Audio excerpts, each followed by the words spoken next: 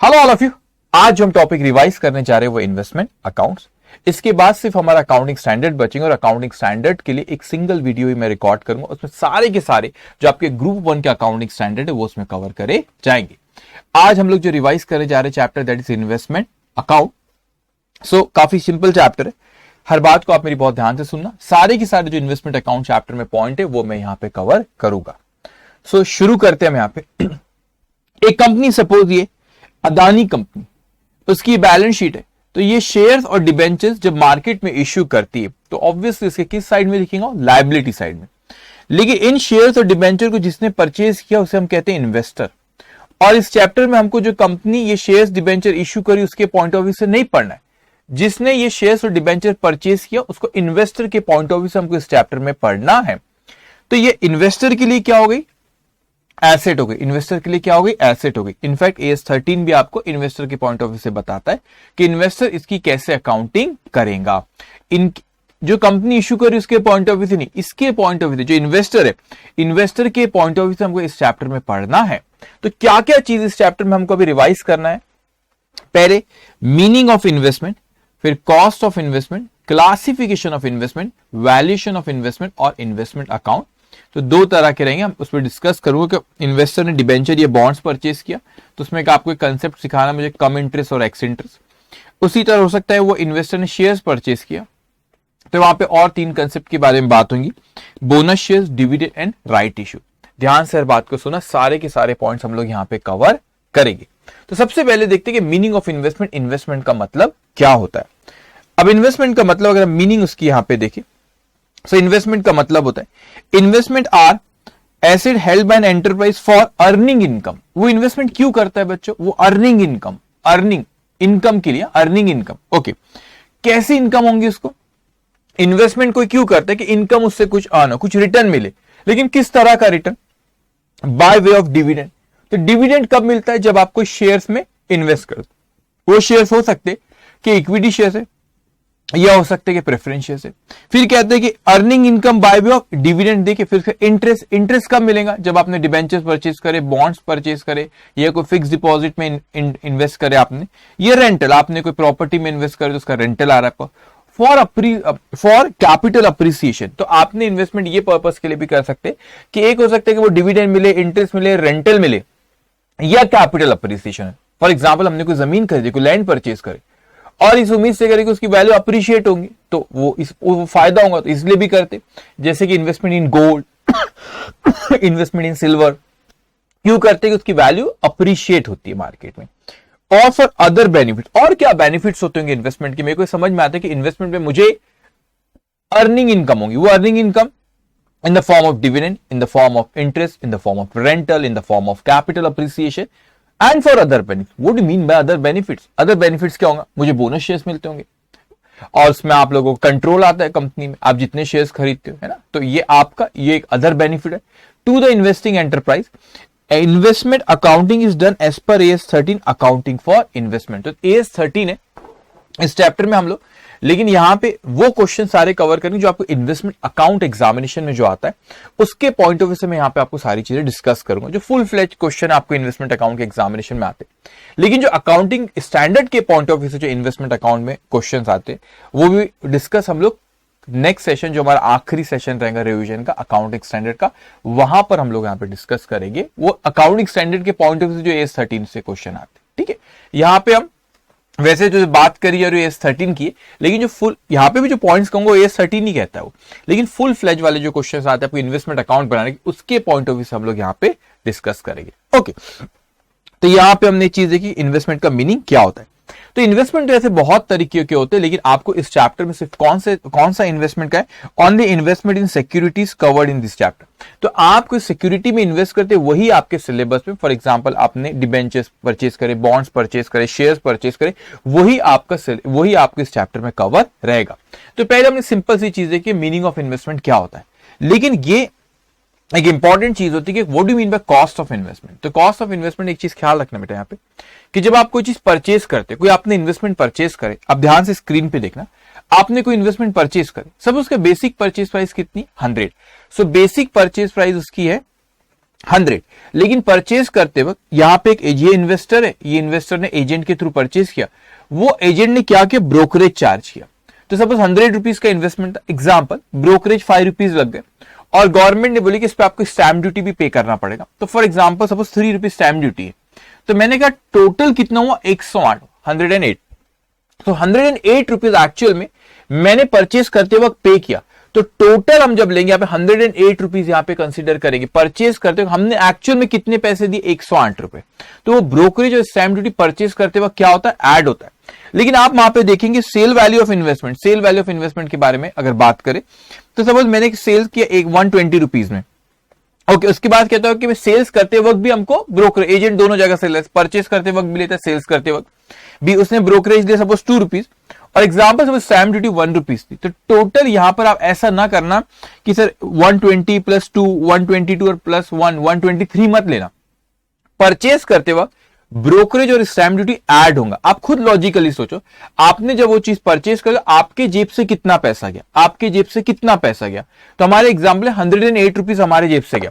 तो परचेज करते वक्त कि भाई मैं कहता हूं कि एक्चुअल में मैंने कितना पे किया, दैट इज 108। अब मैं कहता हूं कि सेल्स करते वक्त मुझे क्या हुआ, मुझे तो डिडक्ट होकर आ रहा है ब्रोकरेज और स्टैम्प ड्यूटी, तो एक्चुअल में मेरे जेब में कितना है, 117 रुपए।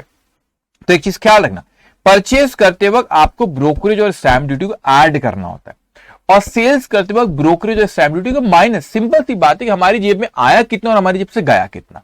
तो सेल्स करते वक्त हमारे पास वो 117 है, 117 रुपए हमारे जेब में आए, तो आए कितने उतने से आप उसको रिकॉर्ड वो करेंगे सेल वाले। और परचेज करते वक्त बेटा आपकी जेब से कितना गया, तो इसलिए ब्रोकरेज और स्टैम्प ड्यूटी को वहां पे क्या करते हैं, आप ऐड करते हैं। तो ये हमने बात करी, सिंपल सी चीज थी आपकी, मीनिंग ऑफ इन्वेस्टमेंट क्या है, कॉस्ट ऑफ इन्वेस्टमेंट में ब्रोकरेज का मेन में कोई पॉइंट करना, ब्रोकरेज स्टैम्प ड्यूटी का। तो ये चीज ख्याल करना, परचेज ख्याल रखना, परचेज करते वक्त ऐड करना है और सेल्स करते वक्त क्या करना है, हमको उसको माइनस करना रहेगा। अब बड़ी इंपॉर्टेंट से मैं आपसे डिस्कशन करने जा रहा हूं, that is classification and valuation of investment. बहुत ध्यान से आप मेरी बात सुनते जाना। तो मैंने कहा कि आप ये खुद सोचिए, कोई कंपनी की अगर आप बैलेंस शीट देखो और उस कंपनी की हम बैलेंस शीट देखते हैं, उस कंपनी की बैलेंस शीट में हमने देखे इन्वेस्टमेंट एसेट साइड में इन्वेस्टमेंट है। अब अगर ये AS 13 यहां पे नहीं रहता और इसने जो क्लासीफाई किया, आपको किस चीज को क्लासीफाई किया बच्चों, AS 13 ने, कि दो इन्वेस्टमेंट को क्लासीफाई किया, current investment, long term investment. तो अगर ये क्लासिफिकेशन नहीं होता, मैं बैलेंस शीट में एसेट साइड में इन्वेस्टमेंट को देखता, तो मुझे तो सिर्फ इन्वेस्टमेंट ही दिखता। फिर इन्वेस्टमेंट एक सिंगल अमाउंट दिख रहा है, लेकिन नेक्स्ट ईयर सपोज मैंने जब बैलेंस शीट देखा, मैंने कहा इन्वेस्टमेंट तो गायब हो गया।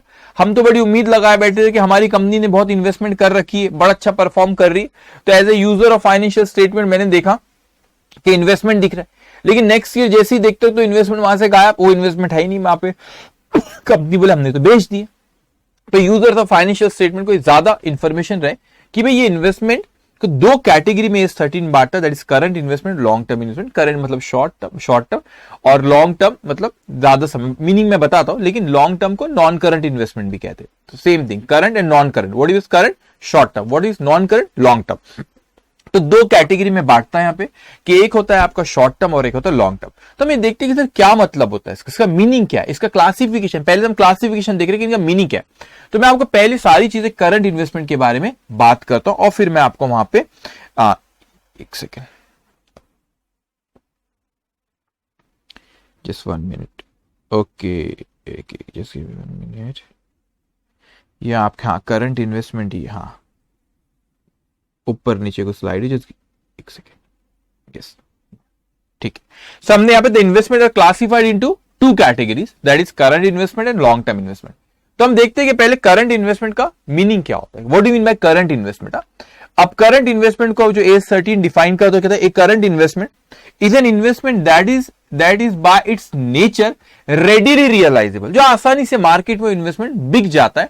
और ख्याल रखना, इस चैप्टर में हम जब बात कर रहे, हम लोग किसके बारे में बात करें, हमको सिक्योरिटीज के बारे में ही कवर है, तो हम शेयर्स, डिबेंचर, बॉन्ड्स के बारे में बात कर रहे हैं यहाँ पे। तो करंट इन्वेस्टमेंट वो है कि वो इन्वेस्टमेंट जो रेडीली रियलाइजेबल, जो आसानी से मार्केट में बिक जाएगा, and is intended to be held for not more than 1 year. मतलब मेरा करंट इन्वेस्टमेंट वो चीज है कि मैंने करंट इन्वेस्टमेंट को किस इंटेंशन से लिया हूं कि मैं उसको 12 महीने से ज्यादा नहीं रखूंगा। तो यहां पे कई बार बच्चे कंफ्यूज होते हैं, what do you mean bye 12 month, एक साल, नॉट मोर देन 1 ईयर। तो 1 साल से ज्यादा मैं उसको नहीं रखूंगा, लेकिन कौन सी डेट से आप वो एक साल को काउंट करते? From the date on which such investment made, जब आपने वो इन्वेस्टमेंट करे थे उस तारीख से आप देखते। सपोज एग्जाम्पल भी यहां पे नीचे दिया हुआ है, एग्जाम्पल भी मैं आपको रीड करता हूं यहां पे। तो what is man current investment, की मैं कहता हूं कि मैंने उसको जब खरीदा, मेरा ये इंटेंशन था कि मैं उसको एक साल से ज्यादा होल्ड करके नहीं रखूंगा। तो एक साल कहां से, बैलेंस शीट डेट से एक साल काउंट करूं? नहीं, बैलेंस शीट डेट से नहीं, जब आपने खरीदे थे वहां पे देखो। अगर एक साल से ज्यादा का होल्ड करने का इंटेंशन है तो फिर वो करंट इन्वेस्टमेंट नहीं, वो कौन सा इन्वेस्टमेंट होगा? लॉन्ग टर्म इन्वेस्टमेंट होगा। फिर वो कौन सा इन्वेस्टमेंट हो गया? आपका लॉन्ग टर्म इन्वेस्टमेंट हो गया।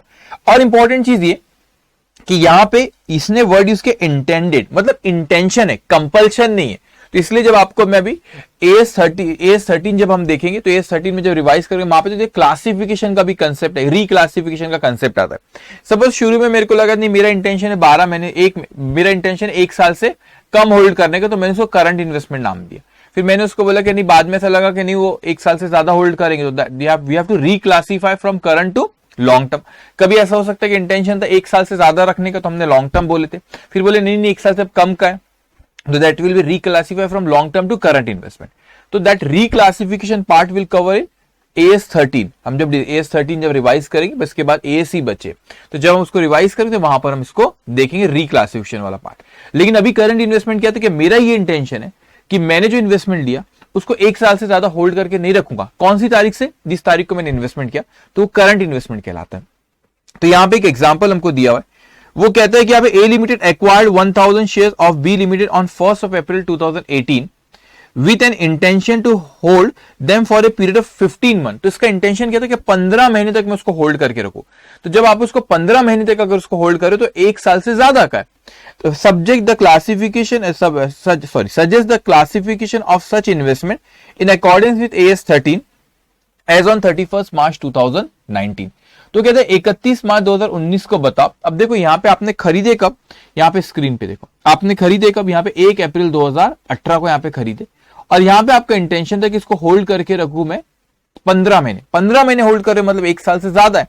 तो आपका इंटेंशन था यहां से यहाँ पे इंटेंशन था आपका जिस तारीख को आपने खरीदे कि उसको 15 महीने तक होल्ड करके रखो, मतलब एक साल से ज्यादा का। तो जब ये बैलेंस शीट डेट आई, यहाँ पे बैलेंस शीट डेट आई, तो मैं इसको क्या क्लासिफाई करूंगा? करंट इन्वेस्टमेंट के लॉन्ग टर्म, इसको मैं करूंगा लॉन्ग टर्म इन्वेस्टमेंट। अब कई बोलेंगे सर कैसी बात करो आप, उसको बैलेंस शीट डेट पे लॉन्ग टर्म इन्वेस्टमेंट क्लासिफाई करो। बैलेंस शीट डेट के बाद तो 3 ही महीने बचे ना, तो हमने उसको परचेज करते 1 अप्रैल 2018 को। 15 महीने का मेरा इंटेंशन था, क्या था 15 महीने का इंटेंशन था? मेरा इंटेंशन था कि 15 महीने तक मैं उसको होल्ड करके रुका, मतलब 12 महीने से ज्यादा, एक साल से ज्यादा है। तो मैंने उससे क्या कहा, एक साल से अगर वो ज्यादा है तो मैंने उसको क्या नाम दिया? फिर मैंने कहा लॉन्ग टर्म। लेकिन मेरे सर लॉन्ग टर्म आपने बैलेंस शीट डेट पे, तो आप बोलोगे लॉन्ग टर्म क्यों? ये 12 महीने हो गए, यहां तो 3 ही महीने बचे ना, फिर 3 ही महीने बचे। तो आप बोलेंगे सर उसको फिर आप उसको क्यों नाम दे रहे हो यहाँ पे लॉन्ग टर्म क्यों कह रहे हो? वहां तो 3 ही महीने बचे। इस पीरियड में आपको बैलेंस शीट डेट के बाद अगर आप देखोगे तो वहां पे हमको कितने महीने बचे? सिर्फ 3 महीने। तो आप उसको क्यों लॉन्ग टर्म दे रहे हो? तो मैंने आपसे कहा अभी थोड़ी देर पहले, वो एक साल से ज्यादा होल्ड करने का इंटेंशन, वो डेट कहां से काउंट करते? जिस तारीख को आपने AS13 जिस तारीख को आपने इन्वेस्टमेंट करे वहां से, बैलेंस शीट डेट से काउंट मत करना। तो बैलेंस शीट डेट के इवन तो 3 मंथ्स ही बचे हुए, लेकिन हमको वो इंटेंशन कहां से देखना है? From the date of purchase of investment. तो जिस तारीख को आपने इन्वेस्टमेंट परचेज करे वहां से अपने को काउंट करना है। एक साल से ज्यादा का इंटेंशन था होल्ड करने का, that will be classified as long term investment. If it is less than 1 year then will be classified as short term investment, और you can call it current investment. Now we know what do mean by current investment. Now question is how we do the valuation of current investment. The carrying amount, what is carrying amount? That is book value. किस कीमत पे वो investment आपका record है, किस कीमत पे balance sheet में कैरी कर रहा है, दैट इज कैरिंग अमाउंट, कि रिकॉर्ड किस वैल्यू पे। So the carrying amount of for current investment is lower of cost and fair value. तो what mean lower of cost and fair value? तो वो कहता है आपको कि आपको करंट इन्वेस्टमेंट को किस तरीके से वैल्यूएशन कर रहा है कि आपको कॉस्ट और फेयर वैल्यू दोनों में से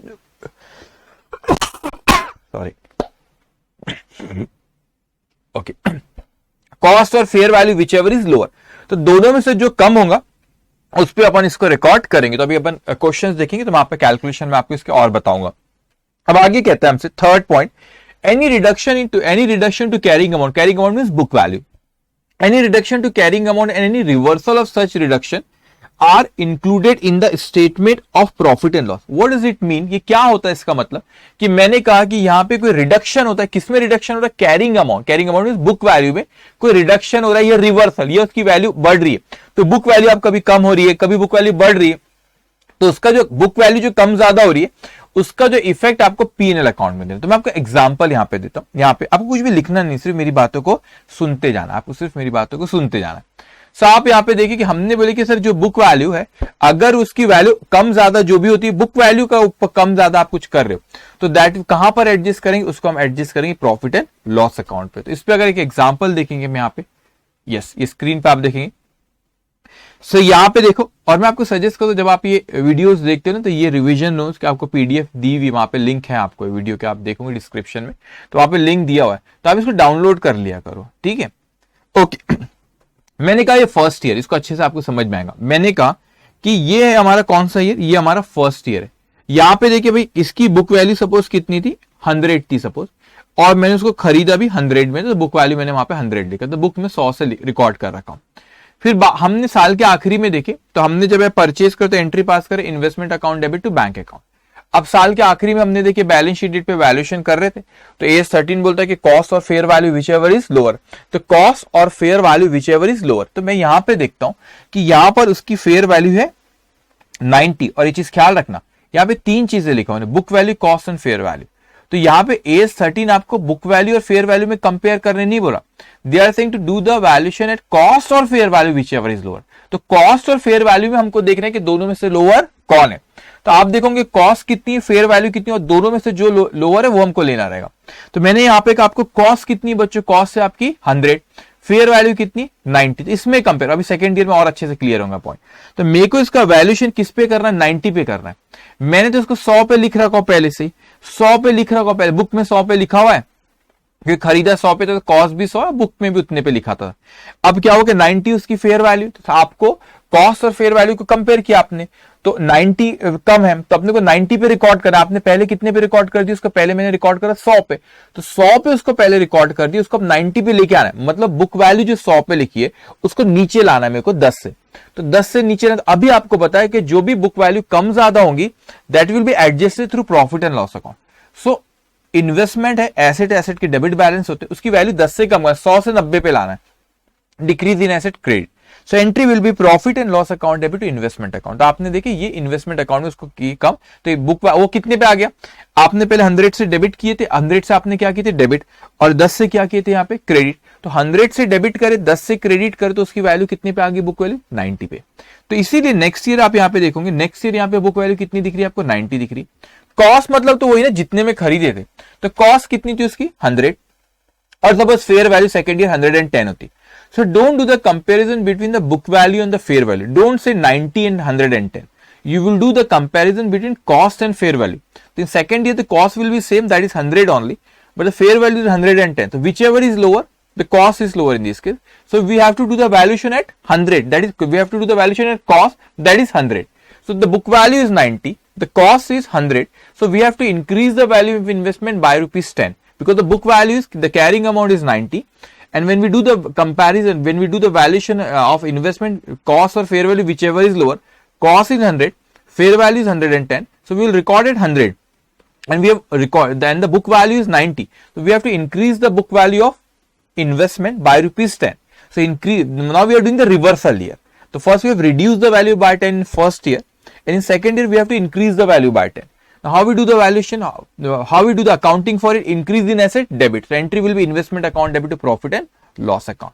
तो आपके पॉइंट समझ में आएंगे, वो कितने, वो आपने इन्वेस्टमेंट को क्या की, डेबिट की, 10 से उसकी वैल्यू क्या है सेकंड ईयर में बढ़ी। तो वी हैव टू डू, इतना डीप में नहीं आता एग्जामिनेशन, लेकिन मैं आपको नॉलेज के लिए कह रहा हूँ, 2 मिनट लगते हैं इसको, फिर अभी आप आगे भी हम देखेंगे।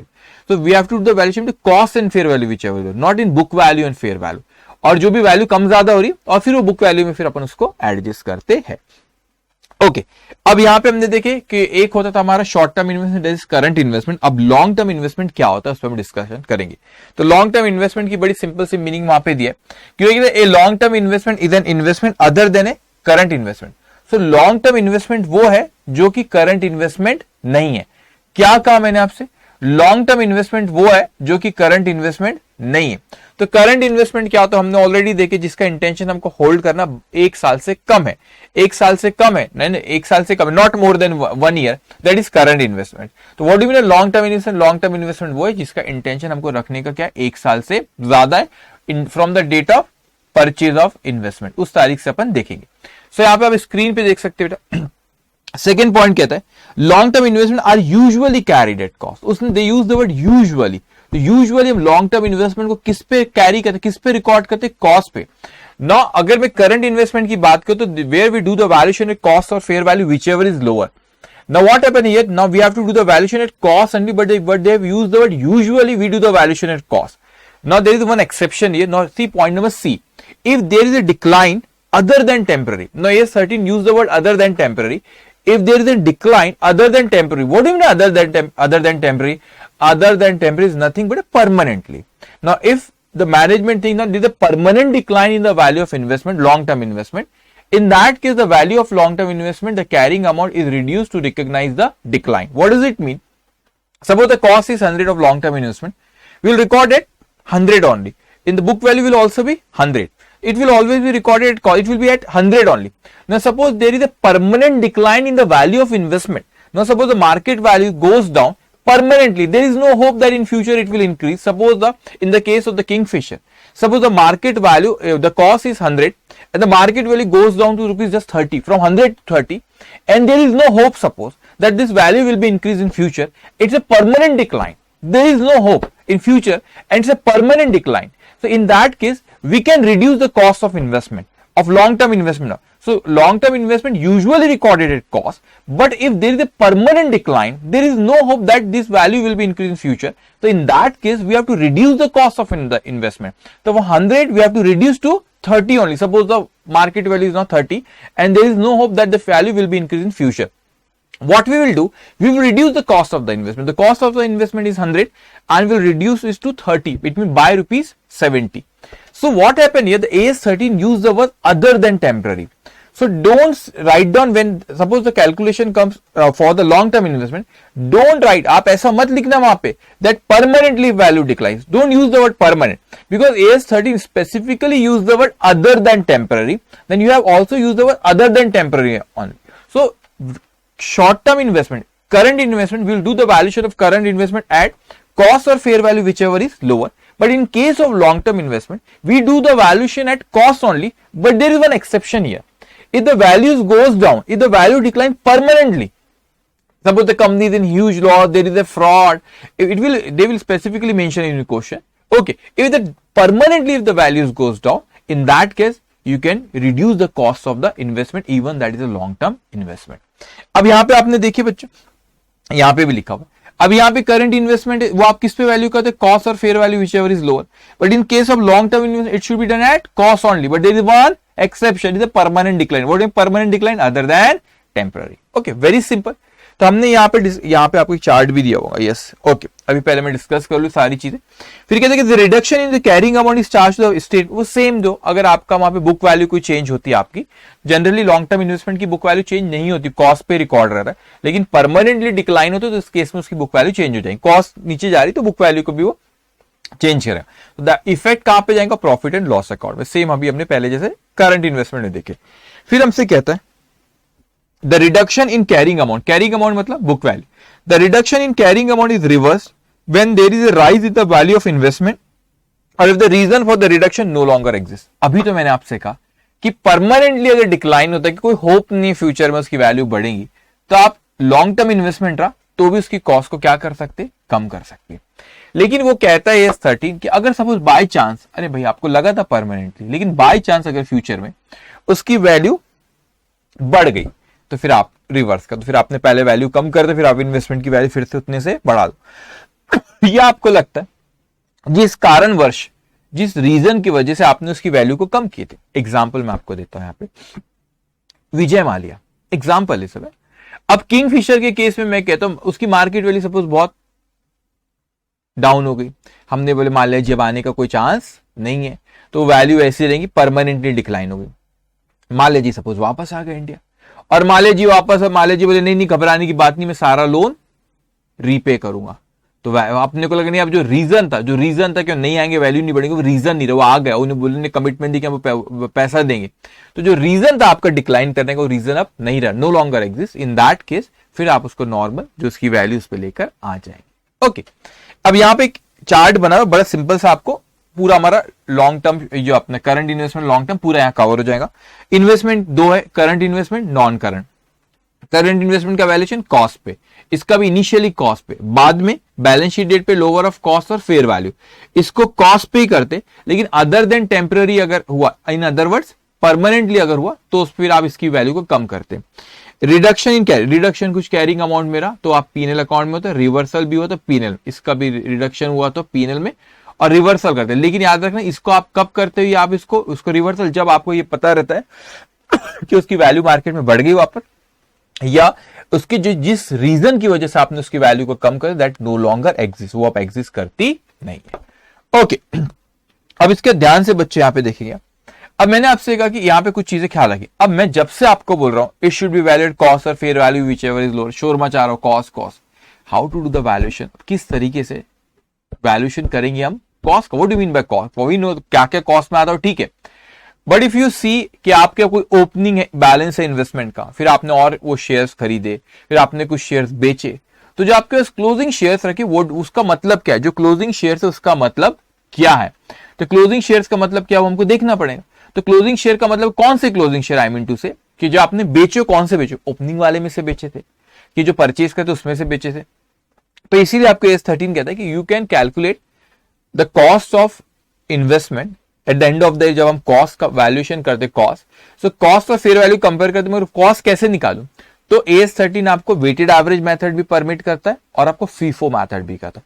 तो फीफो और एवरेज मेथड दोनों आपको चलती है, तो इस चीज का आप ख्याल रखिए। अभी क्वेश्चन पे मैं आपको एक क्वेश्चन कवर करने वाले, तो उस क्वेश्चन में हम देखेंगे कि आप उसको फीफो मेथड या आपको वहां पे वेटेड एवरेज जो भी दिया, तो वहां पर हम उसको डिस्कस करेंगे। ओके, अब आप यहाँ पे कहते हैं it is prudent to value. अच्छा, अगर आपको क्वेश्चन में नहीं बोला, क्वेश्चन में उसने स्पेसिफाई करना चाहिए कि आपको फीफो से करे कि एवरेज मेथड से करे। स्पेसिफाई किया तो मेथड खामोशी से फॉलो करना, अगर स्पेसिफाई नहीं किया तो आई सजेस्ट कि आपने एवरेज मेथड से कर लेना। वहां पे नोट लिख दे, in the absence of information regarding the method for the valuation of closing investment, हमने ये मेथड सो एंड सो, मगर मैं सजेस्ट करूंगा अगर कुछ नहीं बोले तो आपने एवरेज मेथड चूज करना। Okay, it is prudent to value it script wise but category wise permissible and not on an overall or global basis. अब ध्यान से इस चीज को समझना, आपको स्क्रीन पे यहाँ पे दिख रहा है। मैंने कहा कि हमने कुछ कंपनी के क्या करे, परचेज करे, शेयर्स परचेज करे। तो मैंने कहा इक्विटी शेयर्स मैंने ए लिमिटेड, ए कंपनी है, बी कंपनी, इनके शेयर्स परचेज करा, तो हम वैल्यूएशन कैसे करते, कॉस्ट और fair value whichever is lower. तो उसी तरह हमने डिबेंचर भी कोई कंपनी की खरीदे, कॉस्ट और fair value which ever lower पे करते। तो एस 13 कहता है individually can do the compare, है ना, कॉस्ट और फेयर वैल्यू आप इंडिविजुअली अलाउ है, लेकिन कैटेगरी वाइज भी अलाउ है। जैसे इक्विटी हो तो कैटेगरी वाइज भी आप कॉस्ट और फेयर वैल्यू कंपेयर कर सकते हो। उसी तरह डिबेंचर में भी इंडिविजुअली भी अलाउ है, कैटेगरी वाइज भी आप उसका कर सकते हो, लेकिन ग्लोबल बेसिस पे अलाउ। आप ये नहीं बोल सकते कि सारे इन्वेस्टमेंट्स की टोटल करता हो, यह है 225 और सारों की फेयर वैल्यू की टोटल करता हो 242, तो ये दोनों में से लोअर हमारा 225 है, तो आप ये चूज कर लेंगे, वो गलत हो जाएगा। आपको कहता है कि इंडिविजुअल अलाउ और कैटेगरी वाइज, लेकिन ग्रैंड टोटल पूरे के पूरे इन्वेस्टमेंट की टोटल करके कॉस्ट और फेयर वैल्यू कंपेयर करना अलाउ नहीं होता है। ओके, सो यहां पे हमने 4 पॉइंट हमारे कवर करें कि मीनिंग ऑफ अकाउंटिंग क्या होता है, cost of account, sorry not meaning of accounting, meaning of investment क्या होता है, उसके बाद कॉस्ट ऑफ इन्वेस्टमेंट क्या होता है, उसके बाद हमने देखा उसका क्लासिफिकेशन कैसे, करंट इन्वेस्टमेंट क्या होता है, लॉन्ग टर्म क्या होता है, और उसका वैल्यूएशन कैसे करते हैं। अब मैं 5th पॉइंट पे इन्वेस्टमेंट अकाउंट क्या होता है। अब इन्वेस्टमेंट अकाउंट आप ध्यान से यहां सुनेंगे कि ये जो आपका इन्वेस्टमेंट अकाउंट होता है, आप फॉर्मेट आपको पता है, रिवीजन इसमें कुछ रिवीजन आप लेक्चर्स देख रहे हैं, फॉर्मेट सब आपको पता है, लेकिन आपके नॉलेज के लिए कह रहे हो, इसमें जो ये कॉलम होता है आपका, ये देखो पहले चीज को समझ, अमाउंट क्या 3 कॉलम है, अमाउंट के कितने कॉलम है यहाँ पे, 3 कॉलम है। एक कॉलम किसका है बच्चों, यहाँ पे एक कॉलम जो है आपका फेस वैल्यू का कॉलम है, एक किसका कॉलम है, फेस वैल्यू का कॉलम है।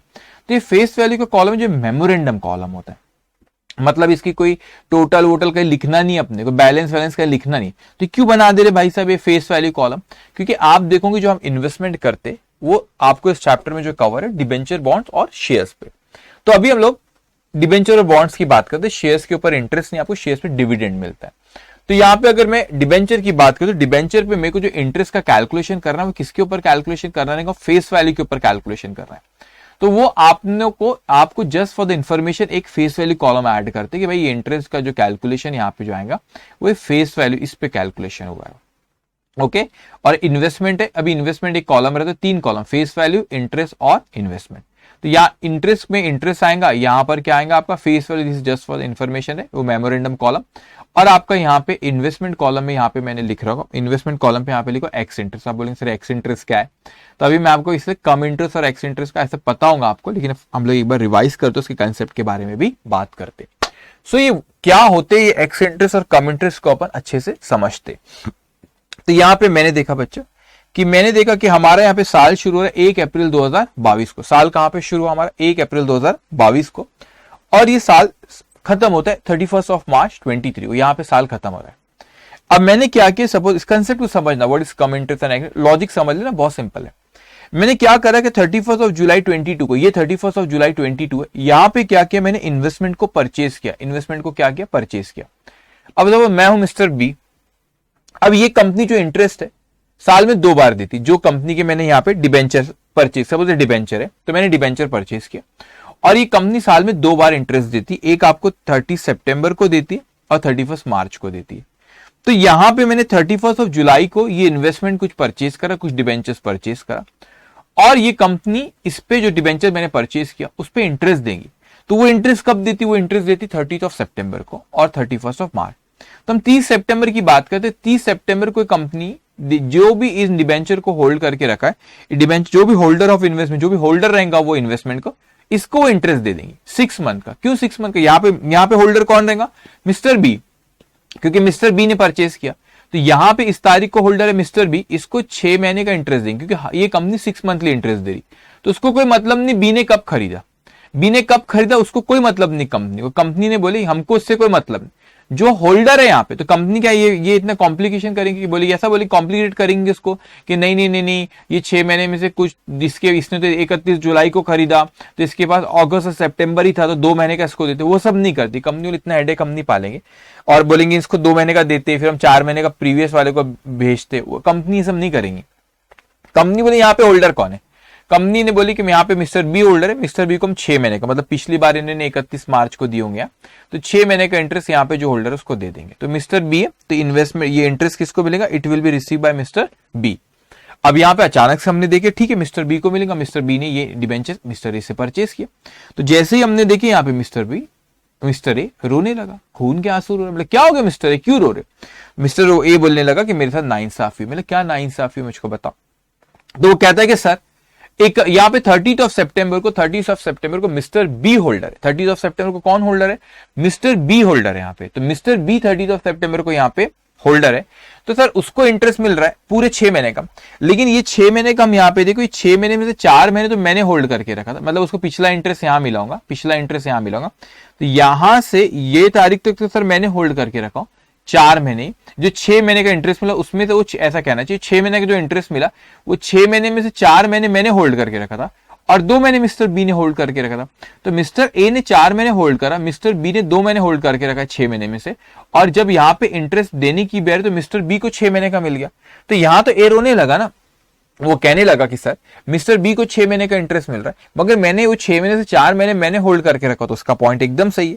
तो यहाँ पे हमने बोले कि जब भी इन्वेस्टमेंट हम परचेज करें तो हमने बोले मिस्टर ए को रोए मत। तो इन्वेस्टमेंट सपोज था बेटा 100 रुपीज का, इन्वेस्टमेंट सपोज था 100 रुपीज का, और वो 4 महीने का इंटरेस्ट। ये इंटरेस्ट में बच्चे बहुत गलती करते, ये इंटरेस्ट का जब कैलकुलेशन करते, अभी मैं बताता हूं उसको ध्यान से समझ। जब भी ये इंटरेस्ट का कैलकुलेशन होगा तो पहले तो ये वैल्यू पे देख लेते, फिर ये वाला पॉइंट इंपॉर्टेंट है, मैं इस पे आता हूं। तो सपोज यहाँ पे इन्वेस्टमेंट 100 रुपीज का, हमने 4 रुपए का इंटरेस्ट, वो मिस्टर ए मेरे सामने, मेरा 100 रुपीज का इन्वेस्टमेंट था, और फिर उसकी नॉर्मल वैल्यू जो थी, जो एक्विजिशन कॉस्ट 100 थी, लेकिन उसने बोला सर वो इंटरेस्ट भी दो। तो इंटरेस्ट 4 का, तो टोटल मैंने उसको 104 रुपए दिया। तो 104 रुपए मैंने अपने जेब से निकाला। तो क्या मैं इन्वेस्टमेंट 104 पे लिखूं? The answer is no. मैं इन्वेस्टमेंट 104 पे नहीं लिखूंगा अपनी बुक्स में। इन्वेस्टमेंट आपने 104 पूरे इन्वेस्टमेंट के लिए नहीं दिए, 104 में से आपने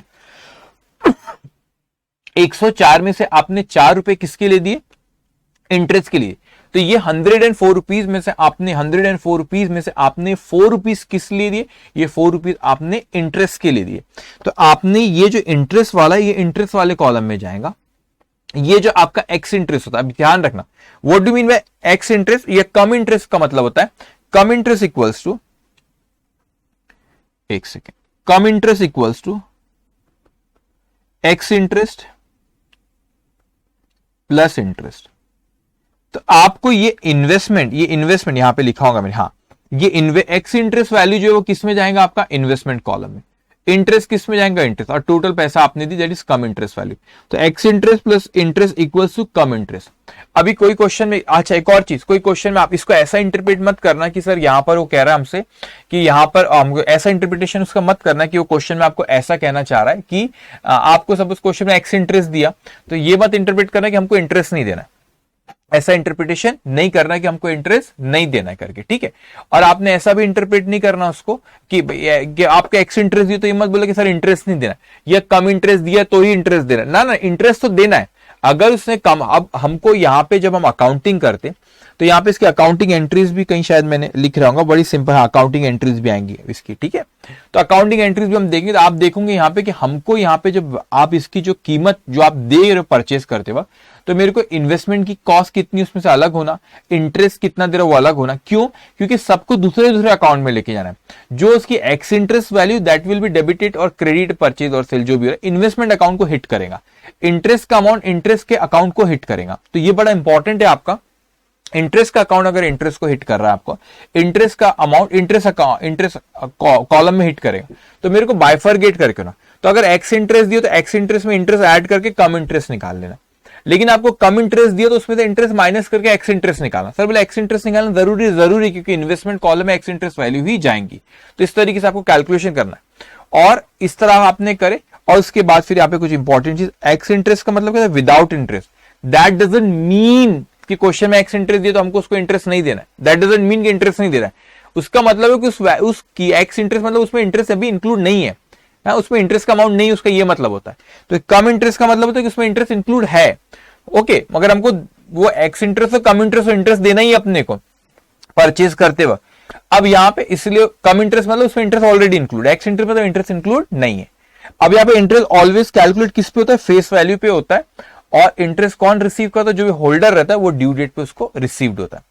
अब बच्चे कई बार मैंने ऑब्जर्व किया, ये जो अमाउंट होता है ना इंटरेस्ट परचेस करते वक्त या सेल्स करते वक्त भी, तो ये जो इंटरेस्ट का अमाउंट होता है इसमें कैलकुलेशन में जो पीरियड रहता है उसमें गड़बड़ करते। तो ये जो जैसे यहाँ पे 4 महीने इसमें गलती करते, तो इस चीज को एकदम अच्छे से ख्याल रखना है। ये जो यहाँ पे लिखा है ना इसको एकदम अच्छे से समझ लेना। ये जो आपको यहाँ पे लिखी हुई चीज इसको बहुत अच्छे से ध्यान में रखना। ये जब आप इंटरेस्ट का पीरियड कैलकुलेट करते हो, फेस वैल्यू पे कैलकुलेट करते और उसके बाद आपने उसको मल्टीप्लाई बाय जो भी परसेंट दिया 10, 12 जो भी परसेंट दिया रेट ऑफ इंटरेस्ट उससे मल्टीप्लाई करते, फिर मल्टीप्लाई नंबर ऑफ मंथ्स, कितने पीरियड से तो आप डिवाइडेड बाय 12 करोगे क्योंकि 12 महीने, लेकिन न्यूमरेटर कितने महीने का।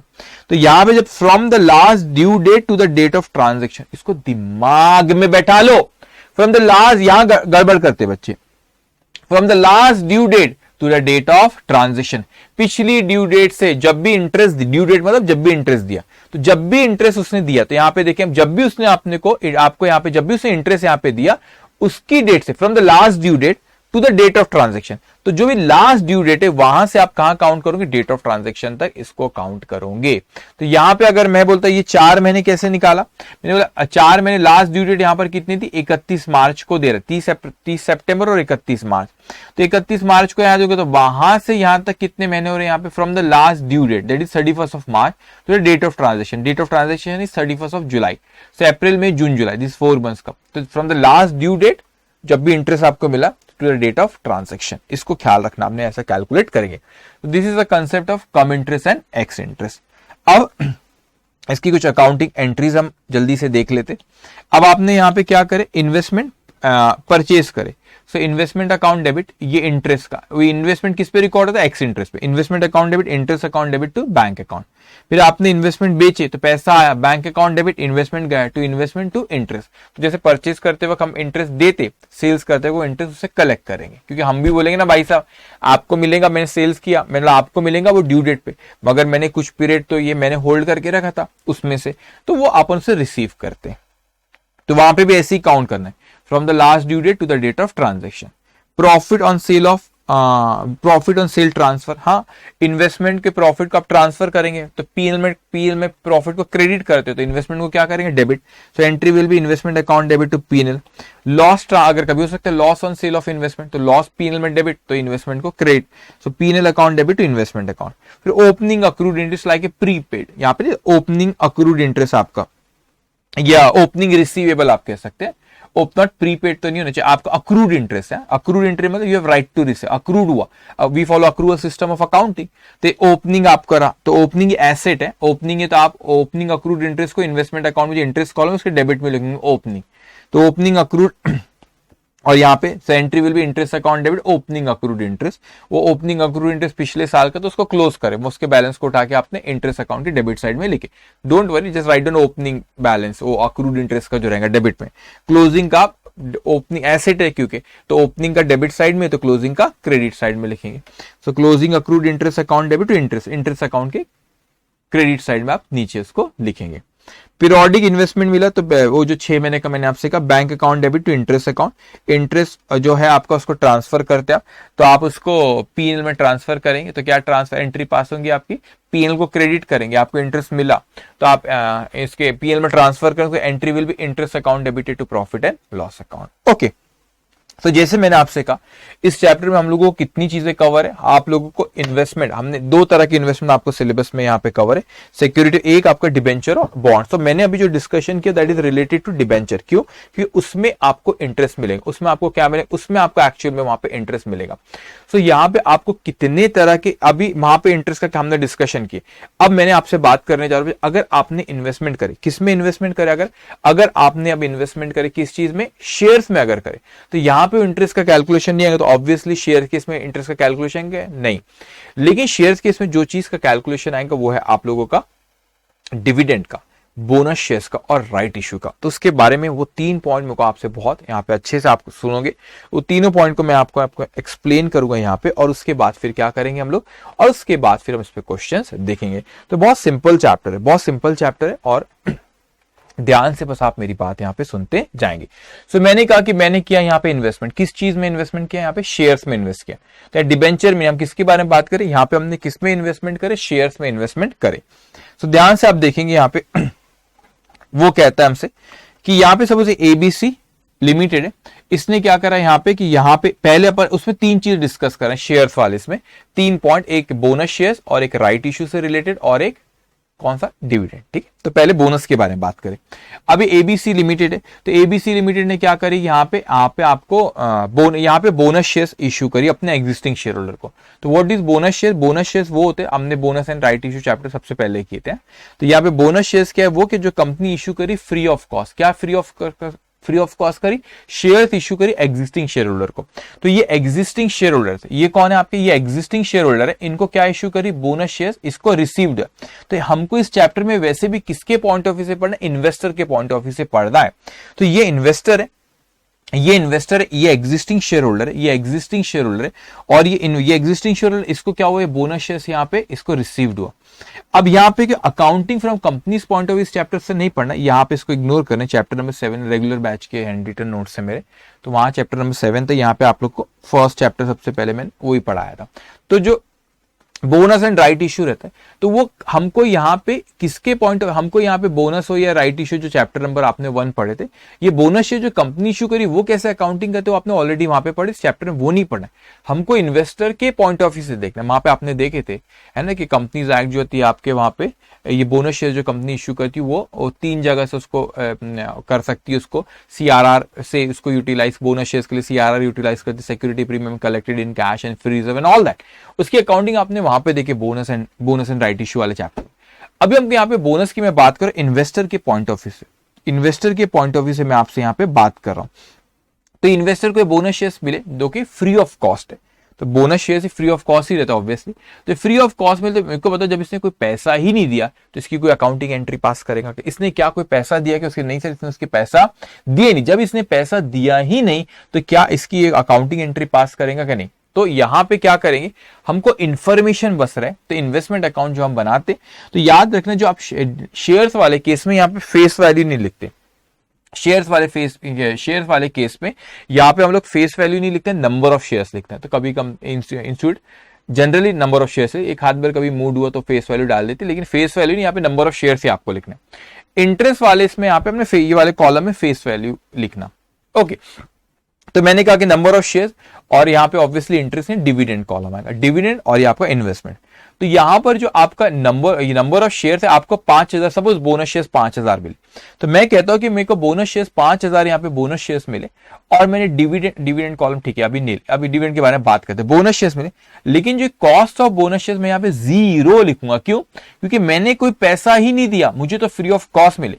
तो ये इन्वेस्टमेंट वाला जो कॉलम होता है, यहाँ पे क्या करते हैं बच्चों, यहाँ पे इन्वेस्टमेंट वाला जो कॉलम होता है, अपन क्या करते हैं, यहाँ पे फ्री ऑफ कॉस्ट इसको यहाँ पे मिला है, तो ये क्या करता है, यहाँ पे इसलिए 0 लिखते हैं यहाँ पे। मगर यहाँ पे नंबर ऑफ शेयर्स में लिखेंगे 5000 आपको बोनस शेयर्स यहाँ पर मिले, ये चीज ख्याल रखेंगे। अब दूसरी बात, आपको डिविडेंड से रिलेटेड मेरे को कुछ कहना। अब स्क्रीन पे आप ध्यान से देखेंगे, मैंने कहा कि मैं तो इन्वेस्टर हूं, हमको इन्वेस्टर के पॉइंट ऑफ व्यू इस चैप्टर में पढ़ना है। तो इन्वेस्टर के पॉइंट ऑफ व्यू हमको इस चैप्टर में पढ़ना, तो हमने देखी कि सर हमको डिविडेंड रिसीव्ड हुआ। अब डिविडेंड रिसीव्ड हुआ, इसको बहुत अच्छे से समझना। पहले एग्जांपल यहाँ पे नीचे लिखो, उसके पॉइंट ऑफ व्यू से मैं आपको एक्सप्लेन करता हूं। मैंने आपसे कहा कि ये कंपनी को मैंने 1/4/2022 को मैंने रिलायंस कंपनी के शेयर्स परचेज करा। कब परचेज करा? 1/4/2022 को रिलायंस कंपनी के क्या परचेज किया? शेयर परचेज किया। और ये साल खत्म हो रहा है 31 मार्च 2022 को, यहाँ पे साल खत्म हो रहा है। अब मैंने शेयर्स तो अभी परचेज करा, 1 अप्रैल 2022 को यहाँ पे परचेज किया। अब क्या हुआ कि यहाँ पे 30 जून 22 को, 30 जून 2022 को रिलायंस कंपनी डिविडेंड देती, और ये डिविडेंड कौन से फाइनेंशियल ईयर का? पिछले फाइनेंशियल 21-22 का।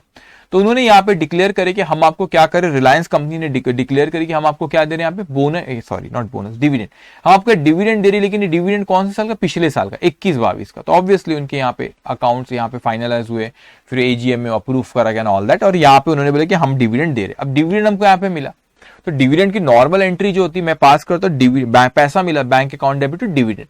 लेकिन ये जो डिविडेंड है बच्चों, ये इस साल का है। मैं यहाँ पे होल्डर था, यहाँ पे होल्डर तो मेरे को डिविडेंड भी मिल गया, लेकिन ये डिविडेंड इस साल का नहीं है। डिविडेंड कौन सा? पिछले साल का है। तो पिछले साल जो प्रॉफिट हुआ उसमें से यहाँ डिविडेंड मिल रहा है। पिछले साल जो प्रॉफिट हुआ उसमें से मुझे यहाँ डिविडेंड मिल रहा है। मेरी बातों को बहुत ध्यान से सुनना।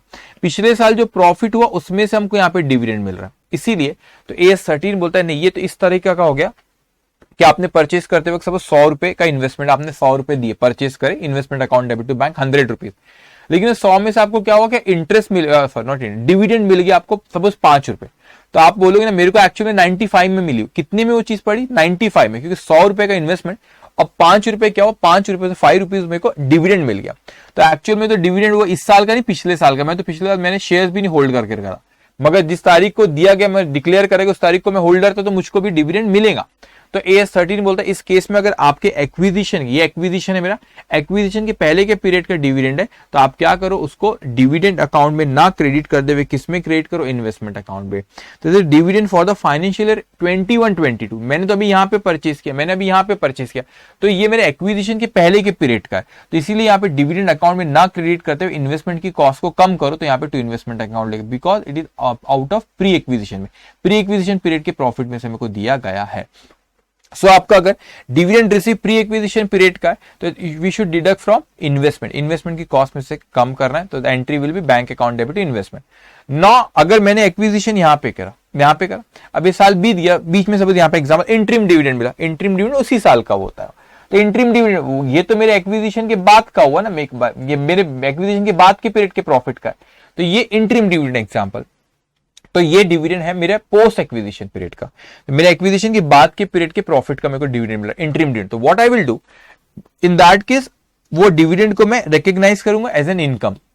तो entry will be bank account debited to dividend account, bank account debited to dividend account. Okay, तो याद रखना एक्विजिशन के पहले के पीरियड का अगर डिविडेंड है तो आप इन्वेस्टमेंट की कॉस्ट को कम करते, और उसके बाद के पीरियड के तो आप उसको इनकम मानते हो। अब कुछ चीजें मेरे को ख्याल है, जो क्वेश्चंस में इश्यूज आते हैं, आप ख्याल रखना। आपको क्वेश्चन में कई बार राइट इश्यू पे मैं आता हूं अभी, लेकिन डिविडेंड से रिलेटेड मैं कह रहा हूं कि डिविडेंड आपको क्वेश्चन में कई बार बोलता है कि इतने % डिविडेंड दिया, सो एंड सो यहाँ पे डिविडेंड दिया। सपोज यहाँ पर मैं कहता हूँ, यहाँ पर आपने शेयर परचेज करे, यहाँ पे उसने बोला कि यहाँ पे ये 30 जून के पहले, एग्जाम्पल, बीच में बोनस शेयर्स भी कंपनी ने दी, राइट इश्यू भी दी। तो जनरली यहाँ पे बोनस शेयर्स भी दी, राइट इश्यू भी दी, और यहाँ पे डिविडेंड दी। तो मैं आपको समझाने का था, मेरे को पता है इस तरह के प्रॉब्लम आते हैं स्टूडेंट के दिमाग में। यहाँ पे बोनस शेयर्स दी और यहाँ पे राइट इश्यू। अभी राइट इश्यू क्या बताऊंगा, लेकिन अभी रिवीजन है, आपको पता है वो राइट इश्यू सब क्या है। अब क्या हुआ, बोनस भी दी कंपनी ने इसी बीच में, यहाँ पे क्या करी कंपनी ने, हमको बोनस भी दी और बीच में राइट इश्यू। मैंने शेयर से यहाँ खरीदा और उसी के बाद इमीडिएटली मेरे को बोनस शेयर भी मिल गए, राइट इश्यू कंपनी ने, और मेरे को यहाँ पर 30 जून को फिर उन्होंने बोला कि डिविडेंड दे रहे, पिछले साल का है वो। अब डिविडेंड पिछले साल, इंटरिम डिविडेंड मैं समझता हूँ इसी साल के प्रॉफिट का। अब यहाँ पे क्या सर हम किस किस को दे, क्या मैं ये बोलूं सर कि मेरे को जब आप डिविडेंड दे रहे हो तो मेरे को आप डिविडेंड जो मैंने परचेज किया इस पे भी दे रहे हो, मैंने जो यहाँ पे बोनस शेयर्स खरीदा इस पे भी डिविडेंड दे रहे हो, और जो राइट इश्यू करा उस पे भी डिविडेंड। तो क्वेश्चन में स्पेसिफाई करा होता है कि भाई जनरली मैंने देखा वो यहाँ पे डिविडेंड बोल देता है कि जो आपको अभी अभी राइट शेयर्स आपने जो परचेज करो इस पे ये डिविडेंड इस पे नहीं देंगे। रीजन इज दैट आपने अभी खरीदे, पिछले साल का डिविडेंड, तो एक क्वेश्चन में स्पेसिफाई करता है। लेकिन बोनस शेयर्स के बारे में कभी बोलता है कभी नहीं भी बोलता है। लेकिन मैं आपको कहूंगा कि आपने देखिए इंस्टीट्यूट में यही करती है, और मैंने भी रेगुलर बैच में वैसे ही पढ़ाया बच्चों को, कि आपने यहाँ पे अगर बोनस शेयर्स अभी दी और इसके बाद यहाँ पे डिविडेंड मिल रहा है, तो आप एक अजम्पशन ले सकते हैं कि बोनस शेयर्स पे भी डिविडेंड नहीं दे रहे। क्यों? क्योंकि ये डिविडेंड की, मेरे वर्डिंग्स को बहुत ध्यान से सुना, गड़बड़ मत कर देना, मिक्स मत करना। ये जो यहाँ पे डिविडेंड है ये पिछले साल का डिविडेंड, यहाँ होल्डर है तो अपने को भी डिविडेंड मिल रहा है। तो क्वेश्चन में जनरल स्पेसिफाई रहता है कि राइट इश्यू पे डिविडेंड मत दो। लेकिन बोनस शेयर अगर बीच में है तो उस पर भी इंस्टीट्यूट अजम्पशन लेते हैं, मैं भी वही अजम्पशन लेता और आपने भी वही लेना चाहिए कि हम ये अजम्पशन लेते कि बोनस शेयर्स के बारे में कुछ बोले इस पे वो डिविडेंड नहीं दिया। क्यों? क्योंकि तो फ्री ऑफ कॉस्ट दिए, ऊपर से डिविडेंड भी मांग रहे उस पर, ठीक है।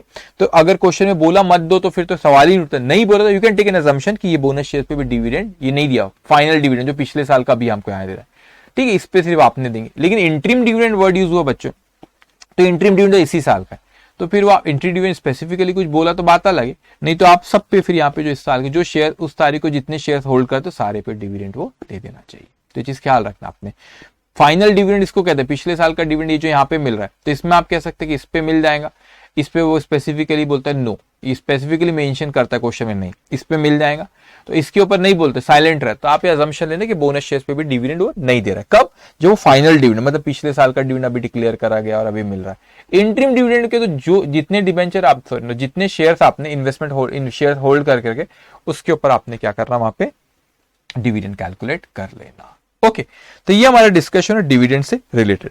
अब मैं आपसे बात करने जा रहा हूं राइट इशू। अभी राइट इशू क्या चीज होता है इसको अच्छे समझ, वैसे बहुत सिंपल है, मैं आपको अगर बोलूं तो, मगर मैं आपको थोड़ा सा डिटेल में बोलता हूँ। रेगुलर बैच के कुछ यहाँ पे उसको सिंप्लीफाई करना है, आप आसानी से ये चार्ट ये सब यहाँ पे मैंने कवर कर लिया, तो बस आप क्या होगा यहाँ पे इसको आपने बहुत अच्छे से आपने बस यहाँ पे सुन लेना, ध्यान से समझना बस, ठीक है, सिंपल है, कुछ भी नहीं। अब राइट इशू क्या होता है?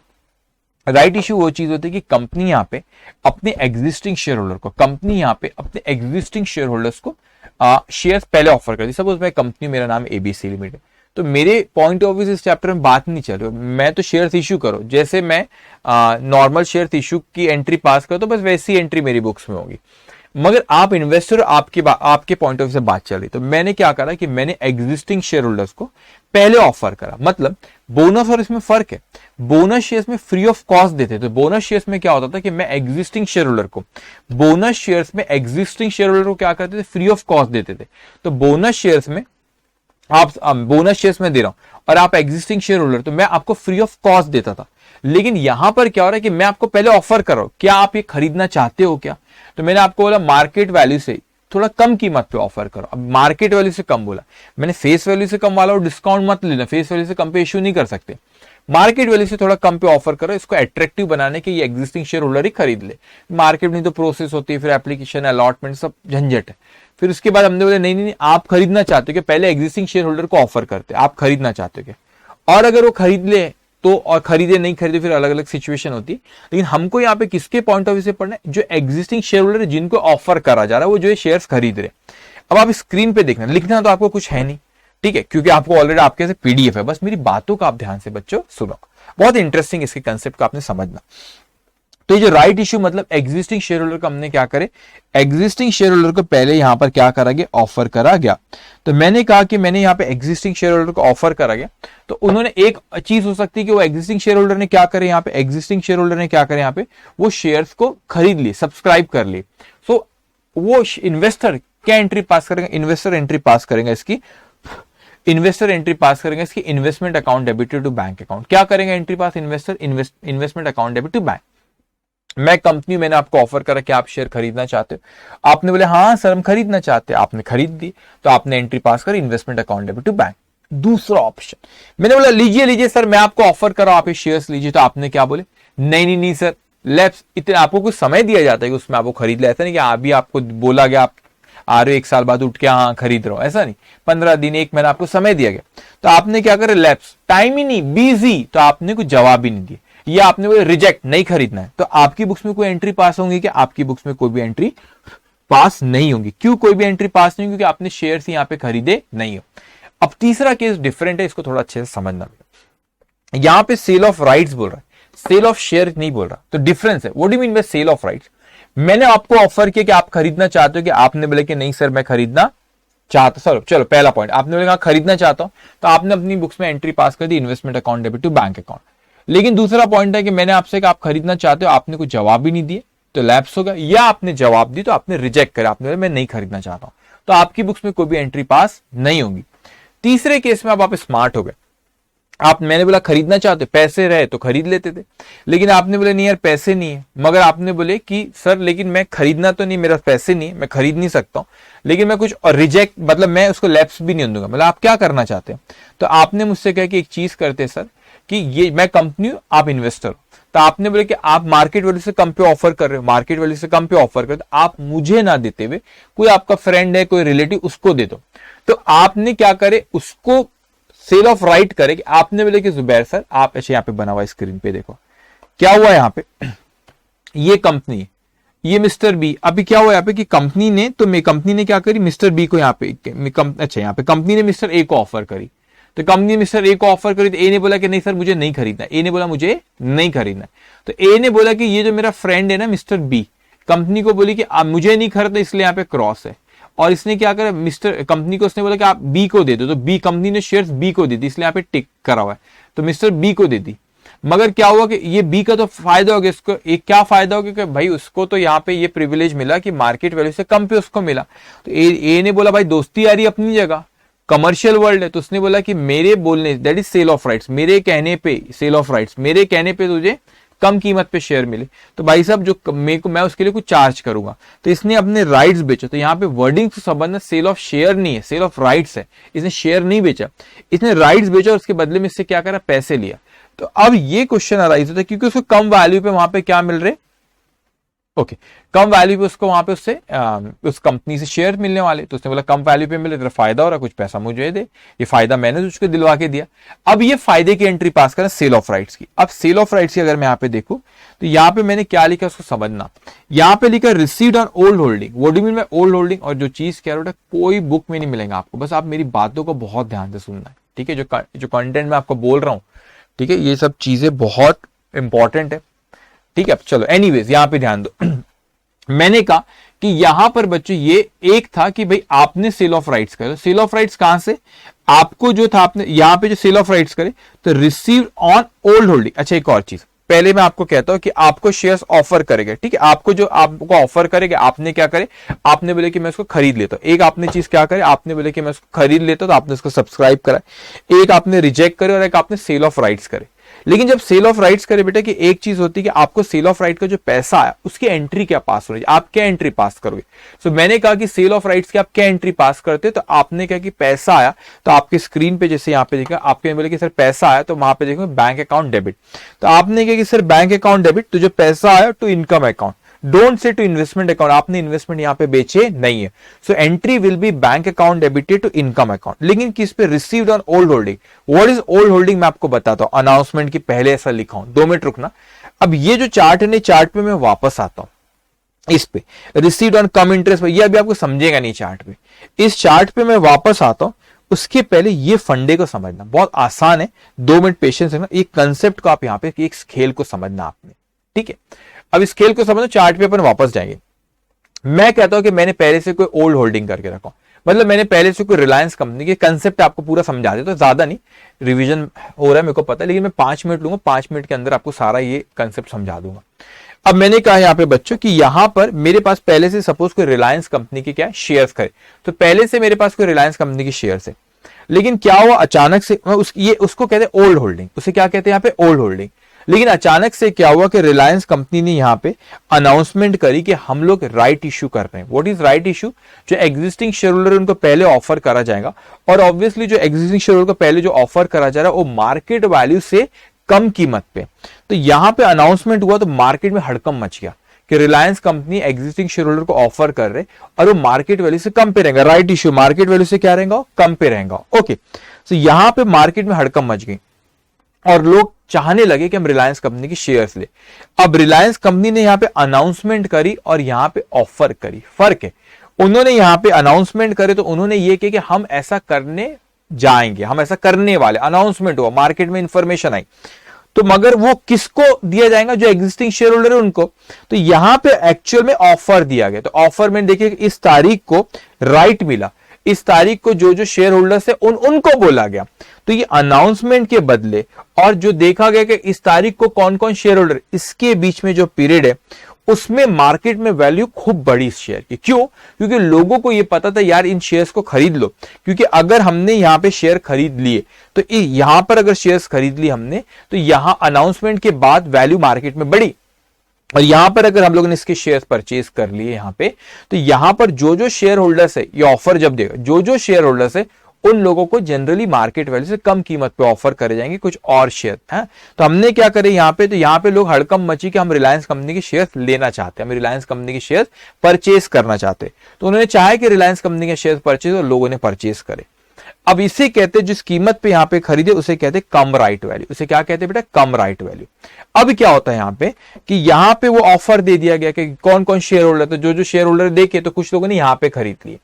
तो यहाँ पे ये याद रखना, अनाउंसमेंट के पहले ये ओल्ड होल्डिंग, यहाँ पे और परचेज करे हमने, तो ये होल्डिंग कम राइट वैल्यू वाली होल्डिंग, मतलब अनाउंसमेंट के बाद, ये ऑफर के पहले इस बीच की जो, तो इसमें इस वक्त जो वैल्यू थी उसको हम कहते हैं कम राइट वैल्यू। अब क्या हुआ यहाँ पे कि कम राइट वैल्यू यहाँ पे, अब क्या हुआ यहाँ पे एक्चुअल में वो शेयर अलॉट करे गए।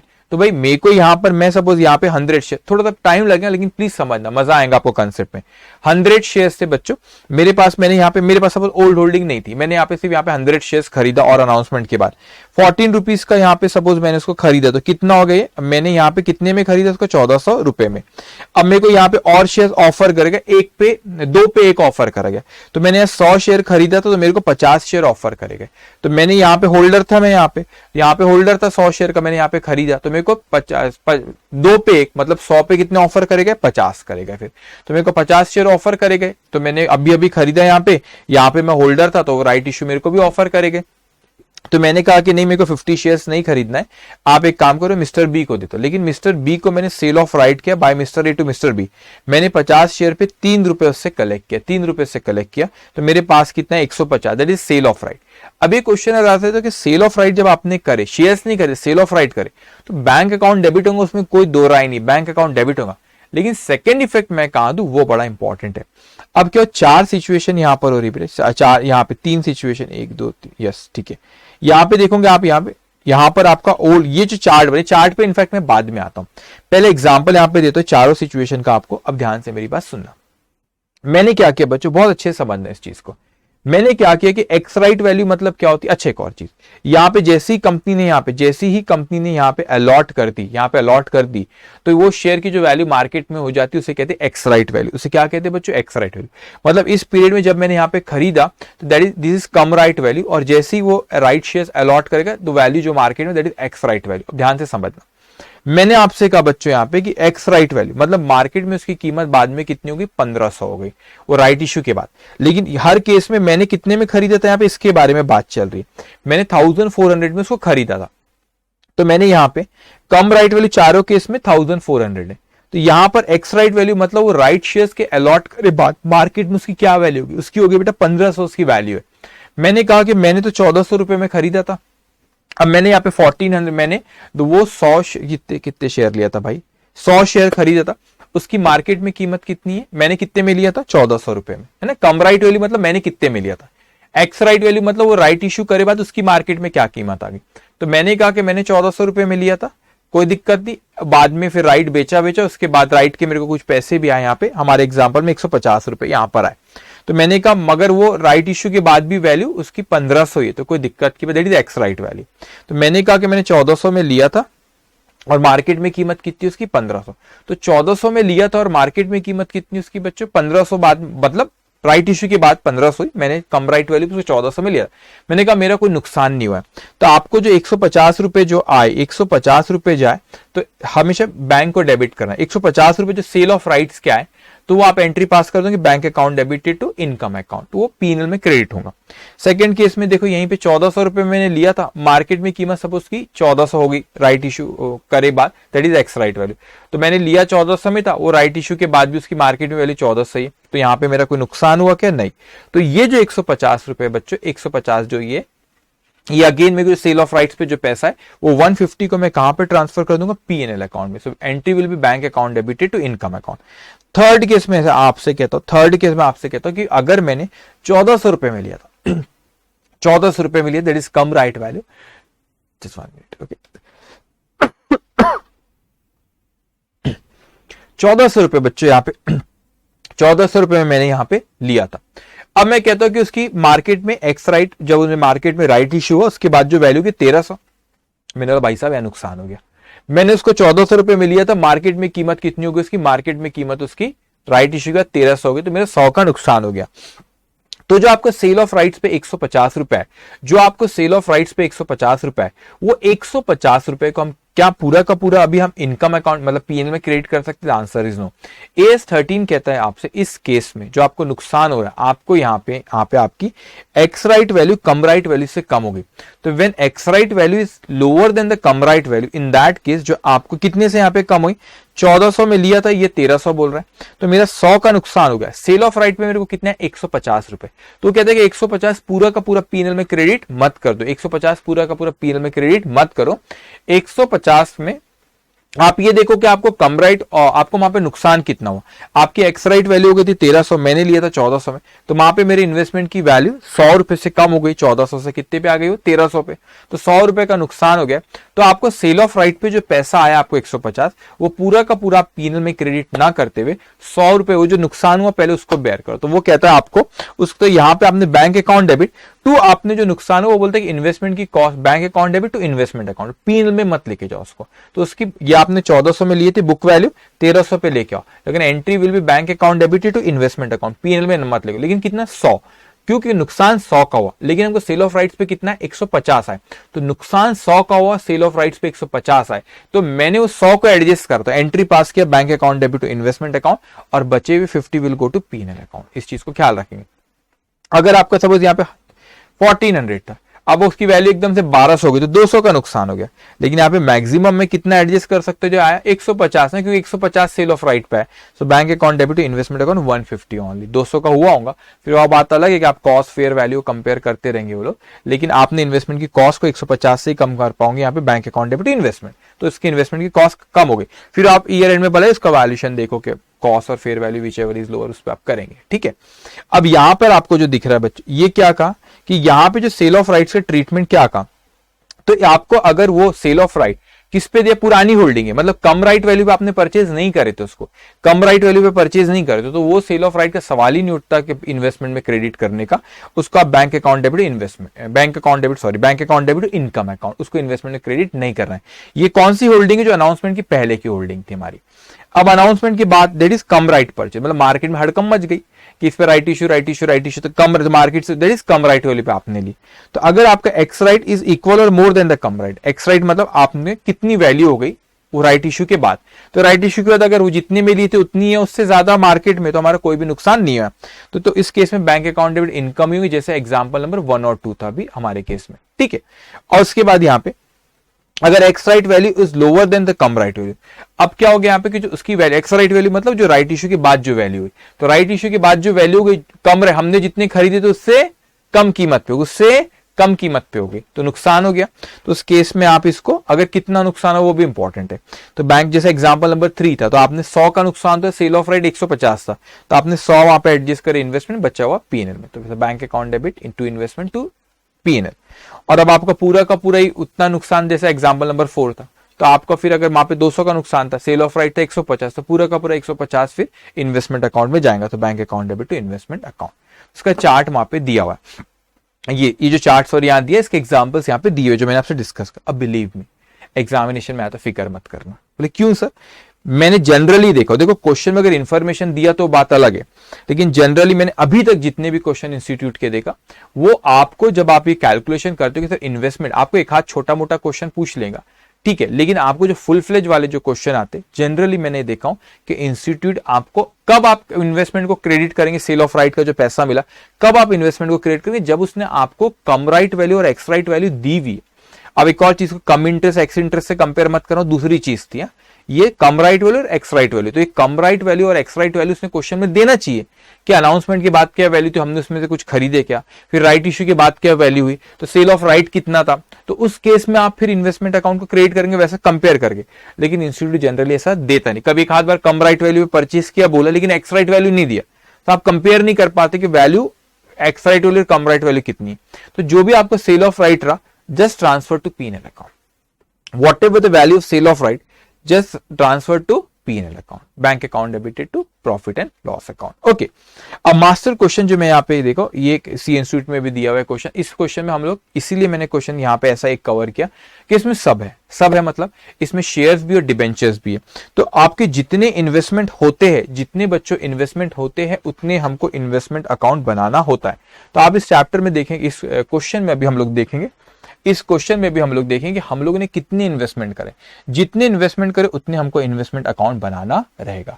तो यहां पर आई थिंक दो, मेरे को अभी रीड करता हूं, अल्फा बीटा वाला 3 इन्वेस्टमेंट करे तो 3 इन्वेस्टमेंट अकाउंट यहाँ पे बनेंगे। ओके, सो हम लोग यहाँ पे शुरू करते हैं। यहाँ पे अब आपको नोट्स आपके पास है, बस ध्यान से आपने सुनना।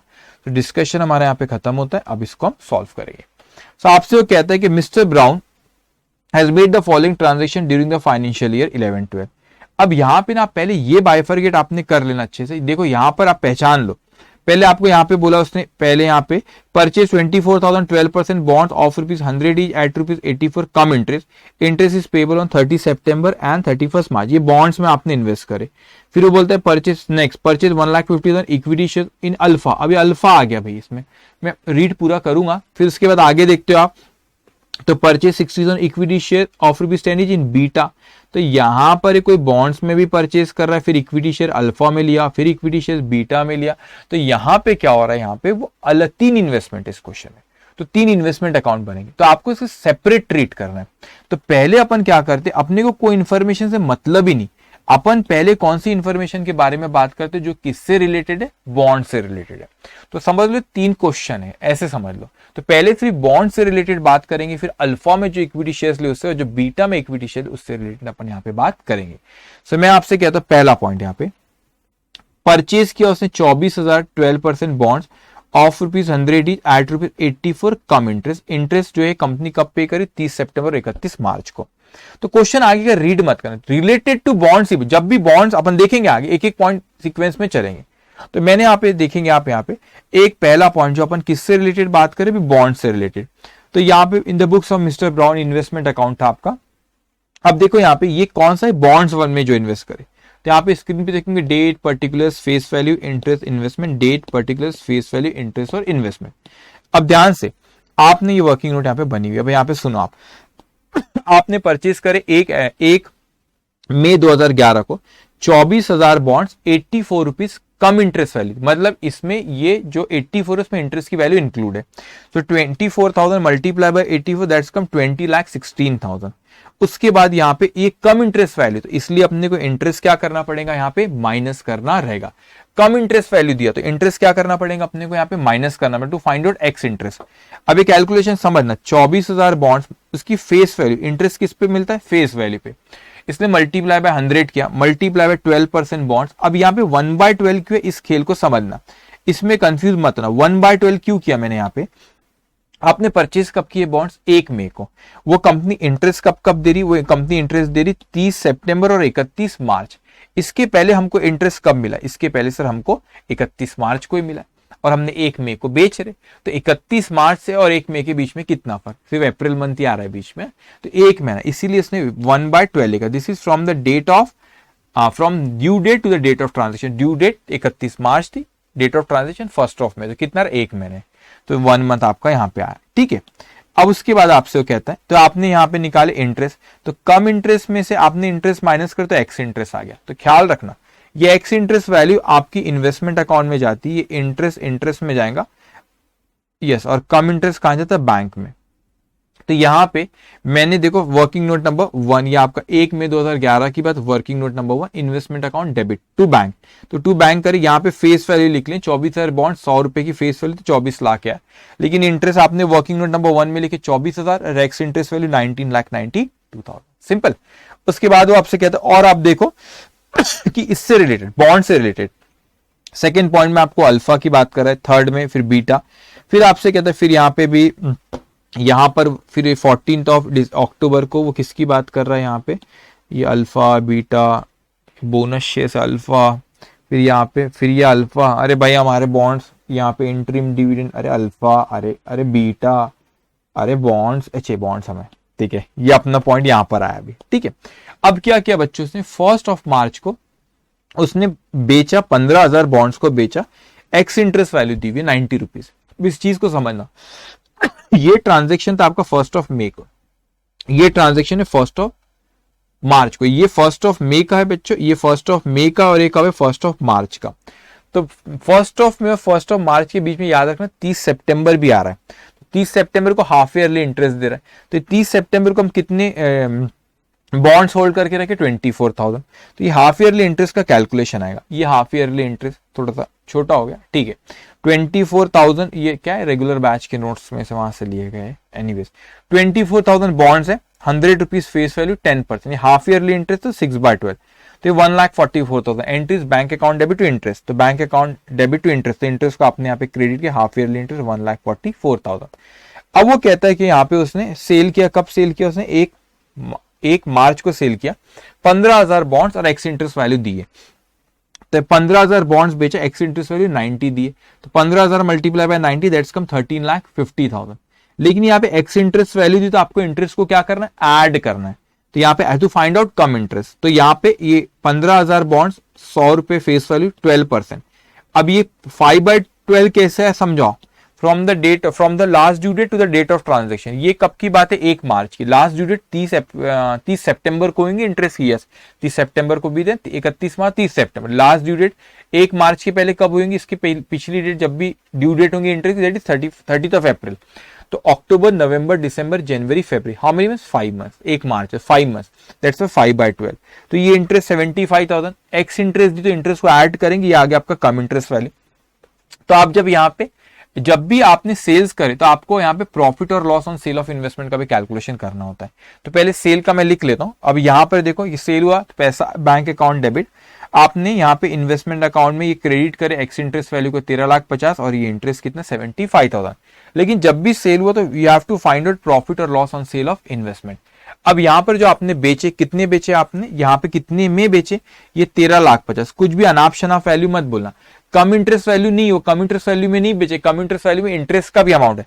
एक्चुअल में जो इन्वेस्टमेंट बेचे उसकी sale value ex interest value होती है, वो कम इंटरेस्ट में तो इंटरेस्ट का भी आता, तो इंटरेस्ट एक अलग चीज है। तो आपने कितने में बेचे? That is 13,50,000, don't say 14,25,000, that 75,000 represent the amount, interest amount. So for how much amount is represent to investment? That is only 13,50,000. तो ये इसकी सेल वैल्यू थी। नाउ इसमें अगर मैं कॉस्ट माइनस करूं, तो we can find out profit और loss on sale of investment. अब जब मैंने खरीदा था उसको, कितने में खरीदा था बच्चों? उसकी एक्स इंटरेस्ट वैल्यू कितनी? 19,92,000।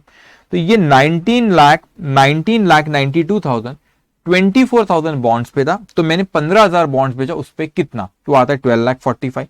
तो मैंने 13,50,000 की चीज, सॉरी 12,45,000 की चीज को 13,50,000 में बेचा, तो मेरा 1,05,000 का प्रॉफिट हो गया। प्रॉफिट पीएनएल को क्रेडिट करेंगे तो इन्वेस्टमेंट अकाउंट को क्या होगा, डेबिट।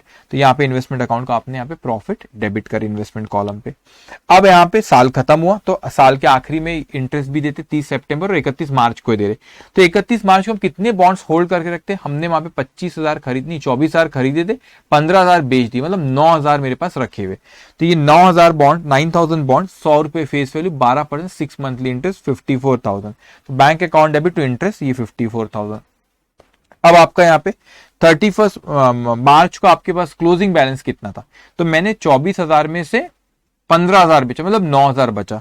तो जब ये 24,000 खरीदा था तो 19,94,000 अगर 24,000 बॉन्ड्स की कीमत, तो 9,000 की कितनी, तो ये एवरेज बेसिस पे अपने कैलकुलेट कर ली, दैट्स कम 7,47,000।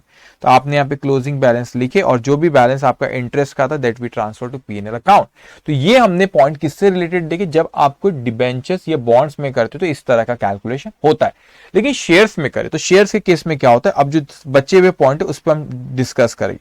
तब वो अल्फा से रिलेटेड अपन बात कर लेते हैं, ठीक है। ठीक है, अभी जो हाईलाइट करे हुए किससे रिलेटेड पॉइंट है, अल्फा से रिलेटेड है, ठीक है। अब ध्यान से आप मेरी बात सुनिए।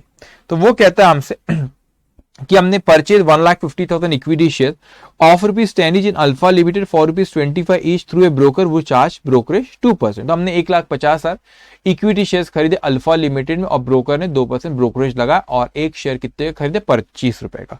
तो यहां पर आप देखोगे मैंने और एक इन्वेस्टमेंट अकाउंट जो दूसरा बनाया वो किससे रिलेटेड, आपका इक्विटी शेयर्स ऑफ अल्फा। अब आपने परचेज करे यहाँ पे, ठीक है, यहाँ परचेज करे आपने, तो आपने कितने परचेज करे शेयर, 1,50,000 शेयर, ₹25 का एक, 37,50,000। मैंने आपको बताया था ना बेटा, परचेज करते वक्त ब्रोकरेज और स्टैम्प ड्यूटी ऐड करना, सेल्स करते वक्त माइनस होता है।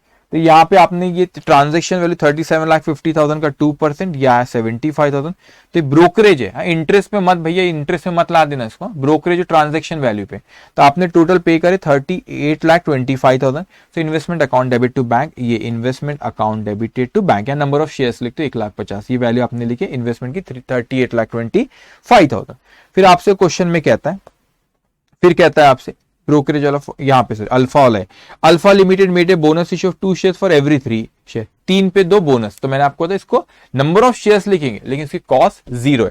तो आपने 1,50,000 खरीदे थे तो 3 पे 2 मतलब 1,00,000 शेयर्स आपको बोनस, वर्किंग नोट बनाया होगा मैंने, हाँ 1,50,000 3 पे 2 तो आपको 1,00,000 बोनस शेयर्स मिले। तो आप देखो यहाँ इन्वेस्टमेंट अकाउंट में मैंने bonus shares in number of shares column में इसको लिखे, यहाँ पे कुछ भी नहीं लिखते क्योंकि फ्री ऑफ कॉस्ट मिली हुई।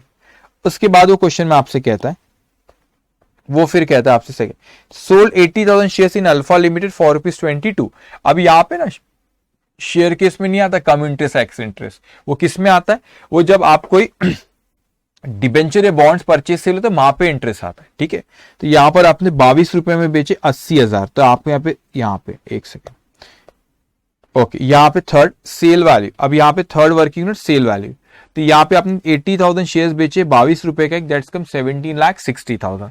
अब 17,60,000 ये हुआ आपका, ये आपका सेल वैल्यू है। तो आपका यहाँ पे, मगर इसका प्रॉफिट यहाँ पे लिख लेंगे bank account debited to investment, ये आपका ये bank account debit to investment 17,60,000, लेकिन इसमें प्रॉफिट और लॉस कितना हुआ बेचने पे, तो इसको थोड़ा अच्छे समझना। आपने पहले 1,50,000 शेयर्स खरीदे थे 38,25,000, ऊपर वर्किंग नोट में बना हुआ 38,25,000 में खरीदे थे, लेकिन आपको 1,00,000 शेयर और मिले बोनस शेयर, तो फ्री ऑफ कॉस्ट, इसलिए वहां पे 0 लिखा हुआ है।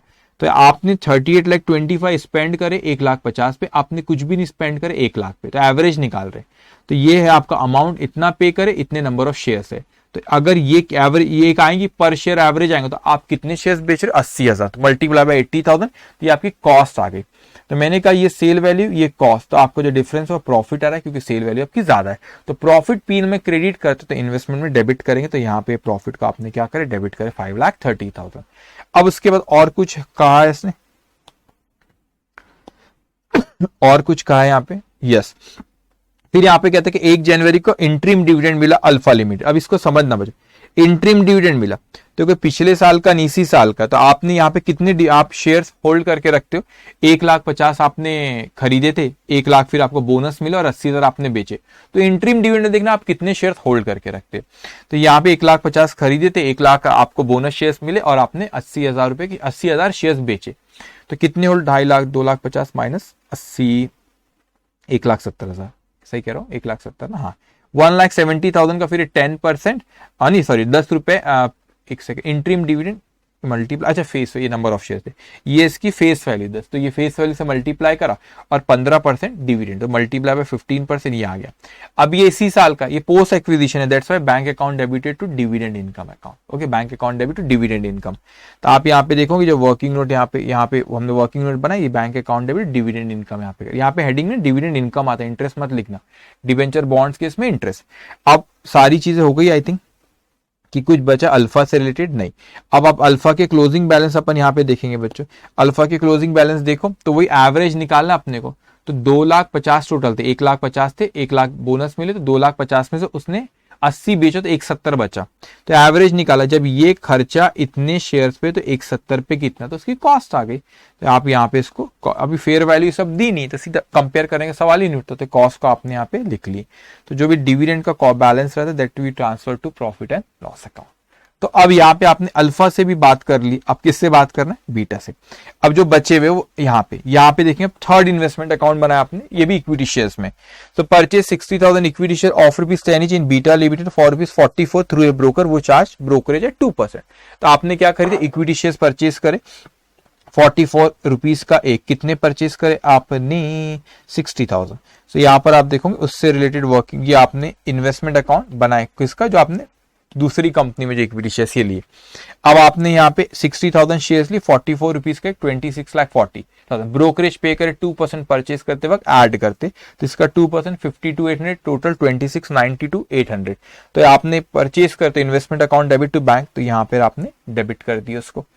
उसके बाद वो अपने क्वेश्चन में कहता है, उसके बाद क्वेश्चन में बचा क्या है, ये वाला, अच्छा, beta limited made a right issue of 1 equity share for every 4, तो 4 पे एक ऑफर करे, इसको समझना कितने शेयर अपन होल्ड करके रखे, भी बीटा किधर के, इधर आपने 60,000 खरीदे तो 4 पे उसने ऑफर करे, मतलब कितना हो गया वो, अपने को 15,000 ऑफर करे, लेकिन जरूरी नहीं पूरे खरीदे, तो 15,000 ऑफर करे कितने में, 5 रुपए में, मगर Mr Brown exercise option 40% of his entitle, उसने 40% ही सब्सक्राइब कराया जो ऑफर करा गया, और रिमेनिंग को उसको सेल ऑफ राइट कर दिया 2.25 पर शेयर में। तो यहाँ पे इसकी पूरी वर्किंग नोट रिलेटेड टू हम राइट इश्यू बनाएंगे। देखो यहाँ पे क्या हुआ, नंबर ऑफ शेयर्स कितने ऑफर करे, 60,000 होल्ड करता, 4 पे एक, तो 15,000 शेयर, मैंने कितने सब्सक्राइब करा, 15,000 का 40% सब्सक्राइब करा, 6,000 शेयर सब्सक्राइब करा, 5 रुपए का एक, तो वह 30,000, ये 30,000 की entry investment account debit to bank account. बचे कि मैंने सेल ऑफ राइट करा, तो 15,000 में से 6,000 सब्सक्राइब करा, तो बचे 9,000, उसका सेल ऑफ राइट करा ₹2.25 में, तो दैट्स कम 20,250। अब इसकी एंट्री क्या पास हुई, 20,250, that is bank account debit to PNL account, bank account debit to PNL account, तो वो इन्वेस्टमेंट अकाउंट में नहीं आएगा बेटे, मगर आपने यहाँ पे नोट जरूर लिखना, जब भी आपने सेल ऑफ राइट का note, value of right sold will be credited to profit and loss account, तो वैल्यूअर को पता रहेगा, इसको पता है इसको पीएनएल में जाएगा। तो इन्वेस्टमेंट अकाउंट में डिविडेंड कॉलम है, तो उसमें मत लिखना हो, इनकम कॉलम जो है। तो यहां पर आपका ये जो आया 20,250 सेल, ये ठीक है, वो आपका इन्वेस्टमेंट आया 30,000, तो आपने जो इन्वेस्टमेंट अकाउंट यहाँ पे बनाया, तो ये investment account debited to bank account, ये आपने राइट इश्यू को जो सब्सक्राइब करे 6,000। उसके बाद वो हमसे कहता है, उसके बाद कुछ कहता है, हाँ आखिरी पॉइंट, रिसीव 18% इंटरिम डिविडेंड मिला बीटा लिमिट, इंटरिम डिविडेंड मिला, तो आप कितने शेयर्स यहाँ होल्ड करके रखते हो, पहले 60,000 खरीदे थे और अभी राइट इशू 6,000 सब्सक्राइब कराए, टोटल 66,000, इसकी फेस वैल्यू 10 रुपए शेयर की, 18% बोला तो 18,800। Bank account debit to dividend account, why bank account debit to dividend, ये एक्विजिशन के, हमारे जो एक्विजिशन की बात करें, इंटरिम डिविडेंड इसी साल का प्रॉफिट और एक्विजिशन के बाद का प्रॉफिट में से दिए, ठीक है, लास्ट ईयर का बोलता था, आप बोलते एक्विजिशन के पहले का, तो इन्वेस्टमेंट अकाउंट क्रिएट होता था, तो इसलिए यहाँ पे डिविडेंड, इसकी एंट्री क्या पास होगी, bank account debit to dividend, तो आपने देखे इन्वेस्टमेंट कॉलम में यहाँ पे ये डिविडेंड ये आ गया 1,18,800, क्लोजिंग बैलेंस बस कैलकुलेट करेंगे। आपने इतना खर्चा किए थे, 60,000 शेयर जब खरीदे थे, फिर आपने राइट इश्यू जब खरीदे तो इतना खर्चा किए थे 6,000 शेयर पे, तो ये एवरेज निकला 66,000 जो आपका बैलेंस है, तो उस पे कितना, दैट कम 27,22,800, 27,22,800 ये आपने लिखे। उसके बाद जो डिविडेंड का जो बैलेंस है that will transfer to profit and loss account. तो हमने ये चैप्टर जो यहाँ पे रिवाइज करे आपने यहाँ पे, तो क्या चीज देखिए फटाफट एक बार कि हमने कौन कौन सी चीज डिस्कस करी कि sir what do mean by cost of, what do mean meaning of investment. Investment में हमने चीज देखे कि इन्वेस्टमेंट वो चीज होती है कि जिसपे हमको इनकम अर्न होती है in the form of dividend, interest, rental, capital appreciation और अदर बेनिफिट। लेकिन आपको इस चैप्टर में वही इन्वेस्टमेंट कवर है जो सिक्योरिटीज वाले। फिर हमने देखे cost of investment. Cost of investment जब आप परचेज करते हो ब्रोकरेज और स्टैम्प ड्यूटी को ऐड करते, जब आप सेल करते हो तो ब्रोकरेज और स्टैम्प ड्यूटी को लेस करते। क्लासिफिकेशन ऑफ इन्वेस्टमेंट, दो तरह के इन्वेस्टमेंट होते हैं, करंट इन्वेस्टमेंट और long term investment. Current investment का वैल्यूएशन होता है कॉस्ट और fair value whichever is lower, लेकिन लॉन्ग टर्म इन्वेस्टमेंट का वैल्यूएशन होता है आपका कॉस्ट पर ही, लेकिन अगर अदर देन टेम्परेरी परमानेंटली अगर उसकी वैल्यू डिक्लाइन होती है तो आप उसको आप कॉस्ट को उसका आप कम कर सकते हो। फिर हमने देखिए इन्वेस्टमेंट अकाउंट के बारे में बात की कि आपको जो कवर है डिबेंचर और बॉन्ड्स का, उसमें कंसर्न और शेयर्स का। तो डिबेंचर और बॉन्ड्स में जो इंपॉर्टेंट पॉइंट है cum interest and ex interest. तो कम इंटरेस्ट एंड एक्स इंटरेस्ट जब भी परचेज और सेल करते हो तो आपको इंटरेस्ट का अमाउंट अलग से कैलकुलेट करना होता है, क्योंकि इन्वेस्टमेंट अकाउंट में नहीं जाता, वो इंटरेस्ट अकाउंट में ही जाता है। इसीलिए आप कैलकुलेट करते हो, इस चीज को याद रखना जो कला from the last due date to the date of transaction. Purchase sale करते हुए याद रखना डिबेंचर बॉन्ड्स में from the last due date of interest की बात करें to from the last due date to the date of transaction, उतना वो कम इंटरेस्ट दिया तो एक्स इंटरेस्ट निकालते, एक्स इंटरेस्ट लिया तो कम इंटरेस्ट निकालते हैं। उसके बाद हमने शेयर्स केस में बात करें कि आप बोनस शेयर्स केस में इन्वेस्टर जो होता है वो नील लिखता है बोनस शेयर को, सिर्फ नंबर ऑफ शेयर्स वाले कॉलम में नंबर ऑफ शेयर्स लिखता है। डिविडेंड अगर एक्विजिशन पीरियड के पहले के प्रॉफिट में सीधे तो इन्वेस्टमेंट की कॉस्ट को कम करते हैं, एक्विजिशन के पीरियड के बाद के प्रॉफिट में से दिया तो आप उसको डिविडेंड इनकम मानते हो। राइट इश्यू में हमने देखे कि एक होता है कि आपने राइट इश्यू जो होता है कि सब्सक्राइब करा तो investment account debit to bank, lapse हो गया तो कोई एंट्री नहीं। सेल ऑफ राइट का तो आप इतना याद रखना, सेल ऑफ राइट को इसको आपको पीएनएल अकाउंट में लेके जाना सब्जेक्ट। अगर आपका जो एक्स इंटरेस्ट वैल्यू कम इंटरेस्ट वैल्यू से अगर कम आ गए तो आपको एडजस्ट करना पड़ता है। लेकिन जनरली इंस्टीट्यूट मैंने नहीं देखा, बस कम राइट वैल्यू पे क्वेश्चन दे देता है, not interest sorry come right value पे क्वेश्चन दे देता है, लेकिन आपको वो कम राइट क्वेश्चन में कम राइट वैल्यू कहीं यूज करा है, लेकिन एक्स राइट वैल्यू क्वेश्चन में कई बार नहीं देता, वो कई बार के मैंने नहीं देखा है, तो वहां पे कंपेयर नहीं कर पाते। तो याद रखना बस सेल ऑफ राइट अगर आपको कम राइट वैल्यू और एक्स राइट वैल्यू दोनों दी तो जब आप कंपेयर कर पाते, otherwise just you have to transfer to profit and loss account. तो ये हमारा रिवीजन रहा इन्वेस्टमेंट अकाउंट चैप्टर का। आई नो एग्जामिनेशन आ रही है, अब जल्दी से मैं एक सारे अकाउंटिंग स्टैंडर्ड का एक वीडियो बनाऊंगा और उसको मैं अपलोड कराऊंगा। तो okay, so don't worry, next session में सारे अकाउंटिंग स्टैंडर्ड एक सिंगल वीडियो, कितना भी वक्त लगे एक सिंगल वीडियो में सारे ये आपके रिवाइज करेंगे। Take care, bye bye.